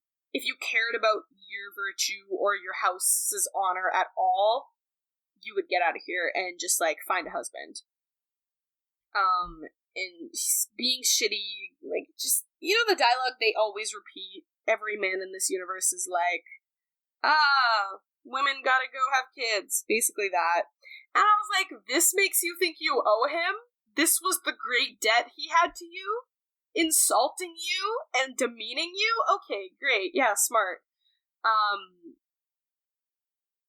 and then eventually, once the story finishes, Nibbledick shows up, and she goes over and she's like, tell me about how you, like, tricked, like, or I want to see this fool of yours. And apparently, there was the two other people that he wanted travel for were girls? Well, no, she says, a girl or sister or something, and he's like, two sisters, because he's just like, it wasn't just one, it was two. Like, he said, I never saw them. Okay. So, I think he's just going with, like, if one of them was a sister, the second might be another sister. Like, you know? Okay. He doesn't really know who these other two people were. Okay. He's just saw this fool. Got it. Okay. He's like, yeah, he used to basically come here, like, every night, and he'd be super, like, loud and, like, vivacious and, like, talking to everyone. But then when Tarly's people came, he was just sitting there in the corner until they left. And then he basically needed my help because, once again, he was trying to evade Tarly and them, so he didn't want to go to the docks to get a ship. So I was like, hey, buddy, there's, like, a smuggler's cove. You can go there. But the reason he was like, oh, I fooled a fool, was because the place he sent them, there hadn't been ships there for a while, so they wouldn't have found like anything. 30 years. Yeah, a long while. So they wouldn't have found anything there anyway, so he just gave them, like, what's the thing? Not a red herring. Wrong information. A fool's chase? Wild goose chase. Because he's... At the stinking goose. Wild goose chase. Apparently has a sister. I don't know if she's gonna make a cameo. That's just because she said I have a sister. Wait, he says she's going to King's Landing. I haven't seen her in years.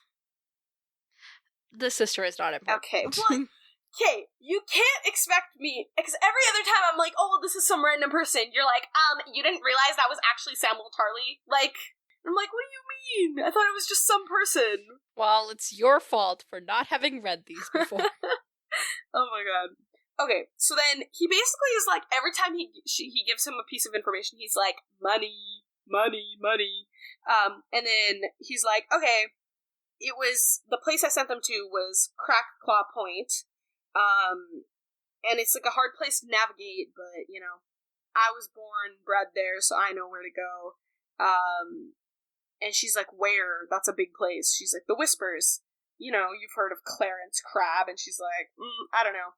Then he tells us the tale. So there was a Sir Clarence Crab, and he was super tall and, like, super strong.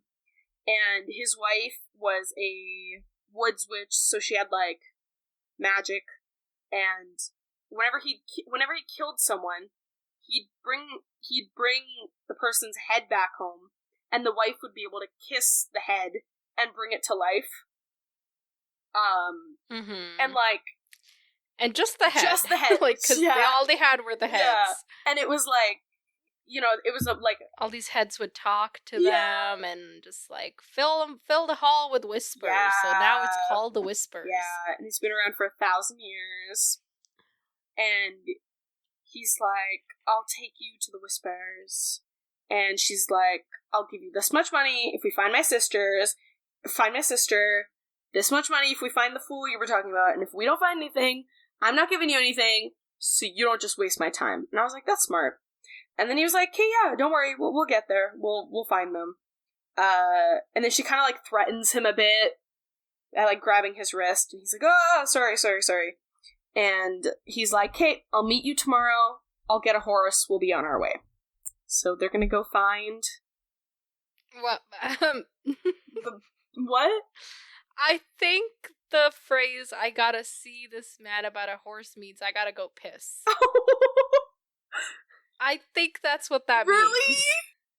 I think I've never heard that in my life. Let me double check. That's so funny. Because I was like, oh yeah, he needs a horse to travel, duh. Yeah. It's an apology for one's imminent departure or absence, generally to euphemistically conceal one's true purpose, such as going to use the toilet or going to buy an alcoholic drink. That's so funny. Oh my god, I literally have never heard that in my life. I'm gonna go buy a horse. That's so funny. funny.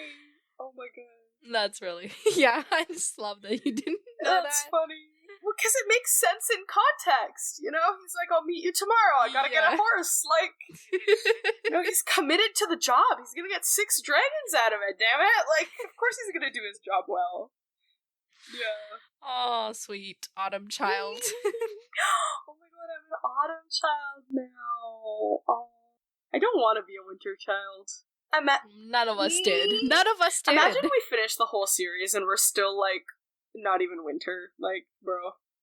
The epilogue of the entire series, which hasn't even come out yet, forgot about that, should just be, like, summer again, and they'll be like, ooh, like, maybe, like, it'll be like Bran's grandchild frolicking in the field, and the grandchild will be, like, being stupid, and Bran will be like, I remember when I was a sweet summer child, ... and then it's, like, retelling from the beginning, like, you know?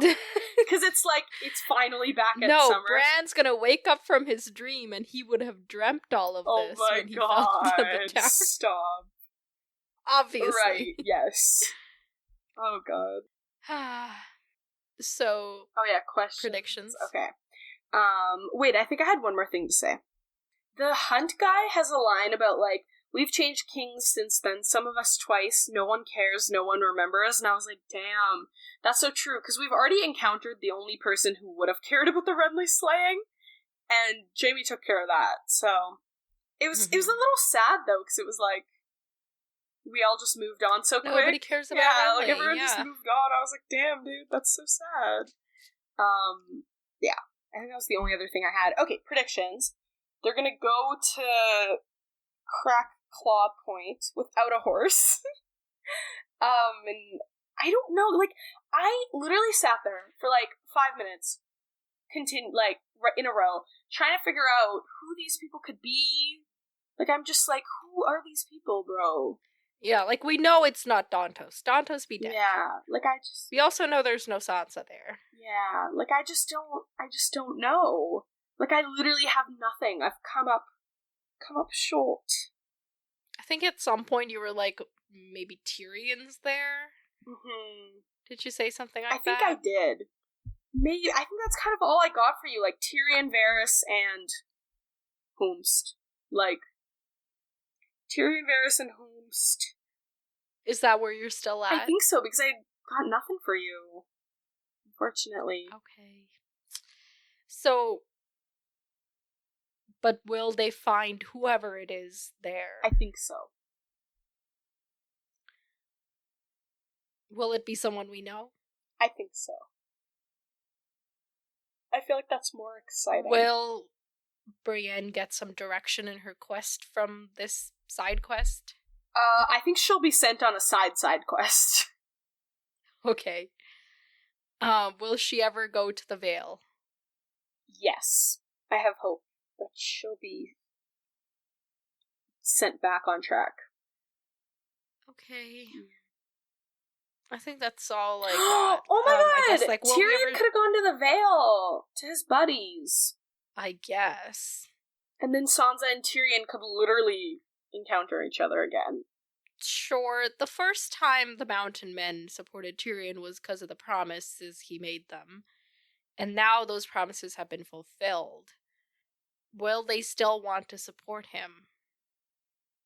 Maybe not especially when they know he can't fulfill any promises. Right, okay, maybe not. You ate my theory alive. Well, it was your job to do that yourself today, but I had to step in and do some Oh work. my god, What an injustice. Yes, honestly. that's the word. What an injustice. Okay, shall we move on to next chapters? I know it's gonna be 2, so why don't you give me predictions? I think. I also love how many new characters we're getting. Like, we have so many, like, we just keep getting new POVs, bro. But then they keep disappearing, so I'm like, is this the book where we start getting people who just never come back? Like, you know? Anyway. Okay, I want Arya and Dany. Well, you're not gonna get them. That's so sad, bro. We're reading chapters 15 and 16. Chapter 15 is Samwell. Whoa. Okay. So from one Tarly to another. He's on that old town road. He's gonna ride till he can't no more. Anyway, Moving on. I think he's on the journeys, maybe they find out about the dilemma in Old Town and they're like, do we still go? Who knows? Maybe they find that person they were supposed to meet to get what dilemma in Old Town? The key got taken. Yeah, but why would they care? I don't know. Like, if Old Town's safety is jeopardized, and the whole point of them going there was to be safe. And maybe we'll get, like, the Gilly stuff happening, like, they'll drop off Gilly. Okay. Alright. Chapter 16 is Jaime. Jaime! Okay, last time we saw Jaime, he was fathering and giving Cersei advice about what to do. I still think epic breakup impending. I also think... Because what were they? Oh, we'll find out whose hand. Oh, you know what I really want? I want that last Cersei chapter from the other perspective. Or, like, the continuation of what happens after all that. I want drama. Okay, that's that. Alright, so let's look at some emails. I know one of them. I know there's at least one. And that it is a quiz for us to take. Oh my god. And I didn't open the other one with answers, so... Nice. Let's get into it. So, this email is from Brian. It's titled, A Quiz Part 2, Electric Boogaloo. Hello? Dear Navmat and Harv, after the success of the first one, I'm back at it again with a fresh new quiz for you. Like last time, the prompts will be in this email and the answers will be in the next. For today's topic, we will have to guess the house from their sigil. Below, you will find the descriptions and you will have to guess which house has that sigil. I picked houses and sigils that have been in the main series so far, so you've seen these before at some point. I arranged them in what I think would be easier to more difficult to the best of my ability. I hope you enjoy, and here's to continuing through Martin's melody of objects and nouns. That's funny. And there's 22 sigils, so we can take turns. How do you feel about that? I'm not gonna know a single one, but that's okay. No, some, like, they really, like, I'm looking at some of the first ones, and they really are easy. Okay. So do you want to go first, or do you want me to go first? So I get more easy ones. Sure. Okay, number 1. A gray direwolf on a white field. The Starks. I think that is correct. Though I have not checked the other email. Number 2, a golden lion on a crimson field. Who could it be? Not the Land Clan. Please. So that's the Lannisters. Land Clan. No, Land Clan plan to go get flan. Out of a pan. Sure. Hot damn. Number 3, a black stag on a golden field. Oh my god, what's his name? Baratheon. A golden kraken on a black field. That's the Greyjoys. Number 5. A golden rose on a green field. Oh my god, I always get them all mixed up. Okay, wait, what's his name? Tyrell. That is correct. Number 6. A silver trout on a blue and red field. That's the Tullys. Yay! Number 7. A sky blue falcon and a white moon on a sky blue field. I literally have no idea. Really? Falcon on a sky blue field, white moon. That means nothing to me. Well, okay. So just everybody count that as a point lost for Harmat. Okay, wait. That's the Aarons. Is it? The Eyrie, Moondor, Falcon. John Aaron had falcons. Oh, yeah, I told you. I don't associate anything with the sigils unless they never shut up about them, like the lion. Do you want to try the next one, or should I take it? Go for it. Okay, so number 8, a red sun pierced by a golden sphere on an orange field. I know this, Dorne. Okay, fine. Okay, no, it has to be the house. Martell. Dorne is a whole. Martell. Sorry. Okay. I was there. I just said the wrong thing. Okay. Well, then I think you have to take this one too. No, you take the next one. But okay, fine. But now we're That's okay. That's fine. Okay. Number 9, a red 3-headed dragon on a black field. That's the Targaryens. Whoa. Number 10. Ready? A black bear in a green wood. Wow, you're already struggling at 10. I have no idea. Like, who has bear? oh, come on. A bear? I don't remember. You admit defeat? I do. It's the Mormonts. Oh, the old bear! The old bear! Oh my god. Yeah, and Daenerys calls Jorah her big bear, like whatever. Oh. Yeah. Okay. I told you All right, I'm you want bad to try at number I 11? will try it. You might get this one, Okay. actually. Forked purple lightning bolt on a black field of stars. Yes. See? Okay, number 12. 3 black dogs on a yellow field. Though that's the How? Clegane. Yeah, Yeah. Cleganes. I just start. No, I started taking your I was just turn, trying so to- I had to shut up. I was like Clegane. Okay. Or no, I was like Hound. I'm glad I Yeah. knew it though. Okay, number 13. A black ship with an onion on its sail in a gray field. Onion Knight Davos. What's his house name? Davos. God, what's his name? I literally forgot his last name. Davos. You do, my man, Davos. wait, so let dirty.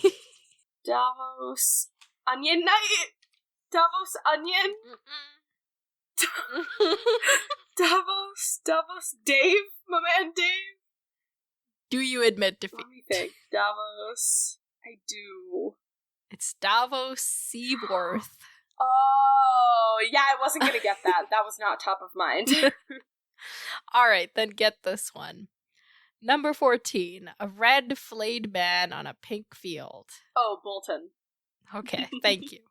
Oh, number 15. A bloody spear, gold on a black field. I definitely know this one. I kind of want to know if you know this one. Wait, say it again. A bloody spear, gold on a black field. Was this like Renly? No, Renly's a stag. Oh, they just did it their own. Tyrells? That's the rose. Oh no, what's the other Ty? There's the Tyrells, and then there's there's the Charlies. Never mind. Okay, I don't know. Okay, well, this one was mine to take anyway, but it's Janos Slint. I remember it because Tyrion makes fun of his he's sigil. like, that's how you got prominence anyway. Yeah. Yeah. Okay, number 16. A red apple on a... Because I remember it was because I remember we were like, oh yeah, he got it by playing the red side and the gold. Yeah, okay. And bloodying his spear. He literally stabbed Ned Stark in the back with his spear. You know? Yeah. Okay. Number 16. This one is yours to take. A red apple on a golden field. Red apple fossils. Yes. Okay. Number 17. 2 blue towers on a silver gray field. Oh. That's got to be the phrase, Yeah. right? Is it just towers? There's no bridge I swear connecting there was the a towers? bridge. Or in reality there's a bridge, but I'm wondering if I think maybe on the thing there isn't. Maybe on the sigil there isn't, but I guess the towers gave it away. Yeah, anyway. maybe they look at it from a Okay. side angle, so you don't really see the bridge part. Yeah, okay, number 18. A roaring giant with broken chains on a red field. Hello? I don't know. Yeah, I think I'm pretty sure. Do you want a Yeah. hint? It's a northern house. Is this the great? And for is me- this the Umbers? Okay. Yes, I'm pretty sure it Okay. is. We'll double check because I don't want to open that other email just Yeah. yet. Okay, then number 19. A burgundy grape cluster on a blue field. I'm pretty sure I know what this is. Do you want to just guess Yeah. for the sake of it? This has got to be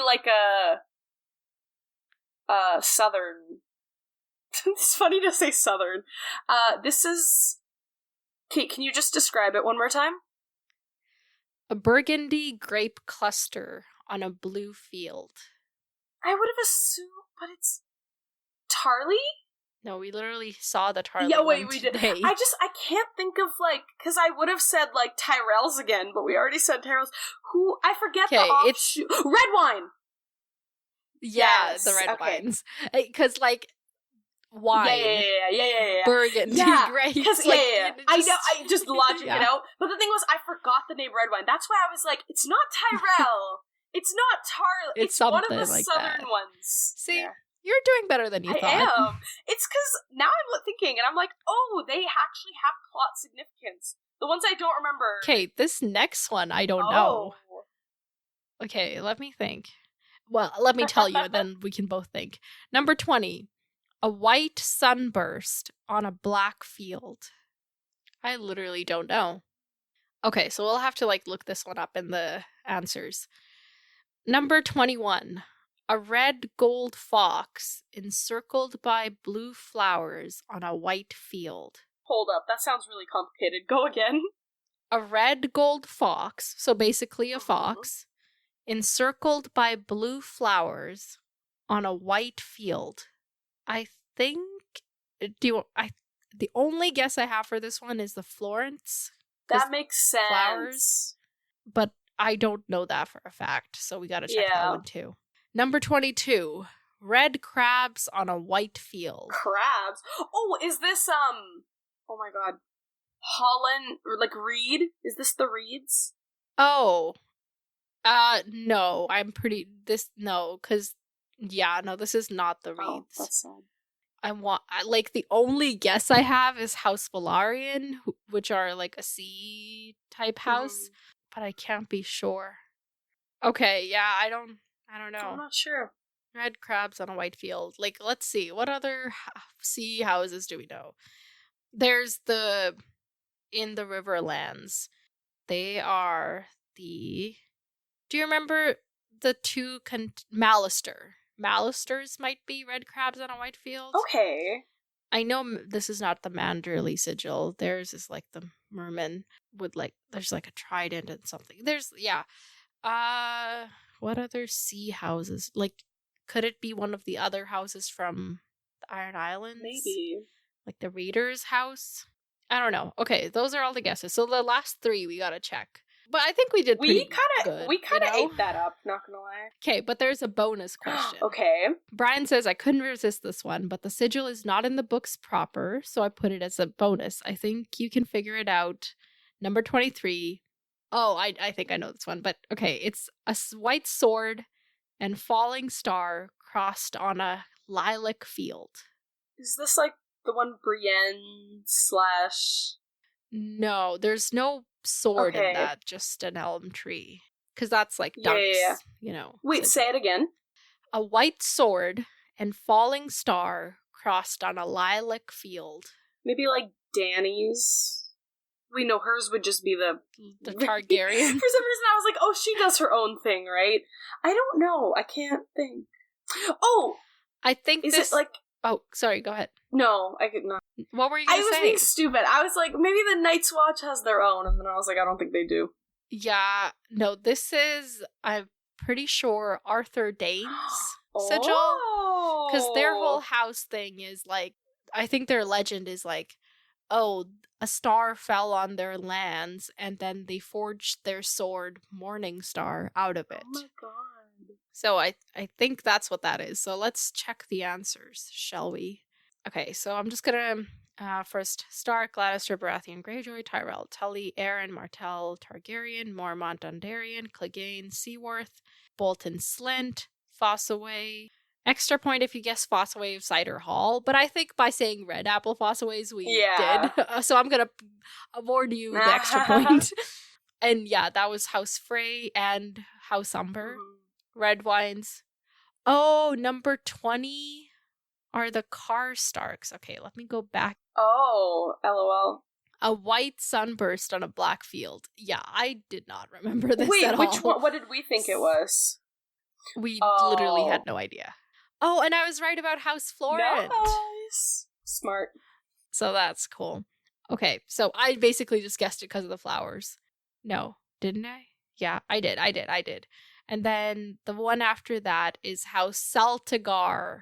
Okay, they're also like a seaside house. Okay, that makes sense. And I was right. It is House Dane of Starfall, the last one. okay, I think we did better than not, you know? We ate it out. Thanks, Brian. That was really fun. That was cool. Thank you, Brian. Oh, I love these. Okay. It makes me feel like I know things. But then watch there be a quiz where it's just like, I don't know, a single answer. It's okay. We don't need to worry about that right now. Yeah. And the other email we had was basically mods. Y'all told us it's titled Slay, or y'all told us the last episode that you wanted us to come up with alternatives for Slay, so I figured I'd try to come up with a few suggestions. I included a recording of myself saying them so we can hear what they sound like in practice. Hope you enjoy. And I did very much enjoy. I think I definitely enjoyed it even more than you, because you were like, but Slay's my thing. Yeah, for me, when I listened to it the first time around, I literally laughed for so long that I turned into a coughing fit. That's so funny. Did you get through all of them, or do we have more? I think there may be 3 left. He sent 12. Let's just play them. Okay, let's do it. So I'm gonna play number 9 again, just in case. Permanently put to rest, bestie. Okay, that one I did Permanently play. Put to rest. Okay, they just keep getting more and more unhinged. Erase from the face of the earth, bestie. That's I like crazy. that one too. Slit the carotid artery and leave to bleed out in a drainage ditch, bestie. That one's super dark. Slit the carotid artery and leave out to bed. That's crazy. Oh my god. Yeah, I don't love that one, but okay, then the final one. Salve the extremities, cauterize the wounds to prevent exsanguination, cover the rest of the body in honey and leave it alone in the woods to be consumed by whatever animals or insects happen upon it, bestie. Let me just pull out my whole monologue script every time I want to say slay. Every time I'm just like, sorry, technical difficulties. That was delightful. Thank you so much, Mods. Even if Harmat didn't love it as much as I did, let me tell you, I loved it very much. That's what we have for emails this week. Okay, today I will start by plugging the Discord, because there have been developments. Oh. So, join the Discord, where you can now self-assign yourself to the Song of Ice and Fire Spoilers channel, and also a separate channel. I created a separate channel for House of the Dragon, because usually Harmat's pestering me to do that, but like enough people wanted to talk about House of the Dragon, but like, so it made sense. And then I had to figure out, because I didn't want to have everybody to ask for permission to do it, because that's how I've been doing it so far, because like whenever somebody new joins, they just ask me and then I add them to the spoilers, general spoilers. But it was really gonna be a pain in the ass, so I finally figured out a way where people can just click a button and they can be self-assigned, and it was painful figuring it out, but now it's worth it. Shout out Nev's brother. Yeah, my brother helped me out with that, because I don't know, I can't Discord, it's too much. So join the Discord and now talk about all these things and other things and stuff. Okay, so make sure you join the Discord. Follow us on... Harmat wanted to talk about Succession, by the way, if you want to talk about that. No. If you want to talk about Succession, join us on the Discord, or... Because I don't want to bore people. Join us on the Discord, and I'll talk on the Discord, like if you want to just talk to me. But if you want us to talk about it on the podcast, just in an email be like, hey, can you talk about Succession? And then I'll give you like a 1-minute elevator pitch of my thoughts. But like... No. I just meant, like, go talk to you on Discord. I was like, do you really want me to start talking about a little mini symposium for a different series? I'm just adding on to the things we do on Discord. For sure. We do a lot on Discord. Join us on Discord. Follow us on Instagram at Pop Culture Symposium. You can also like us or follow us on Facebook if you want to. We've started posting there again, but like if you don't have Facebook, like it's okay. And email us at popculturesymposium@gmail.com. Send us quizzes, send us slay alternatives, send us applications to be our heir to the podcast. There's a lot you can do, but thank you for joining us today. Until next time, Talk to you later. Farewell, my friends.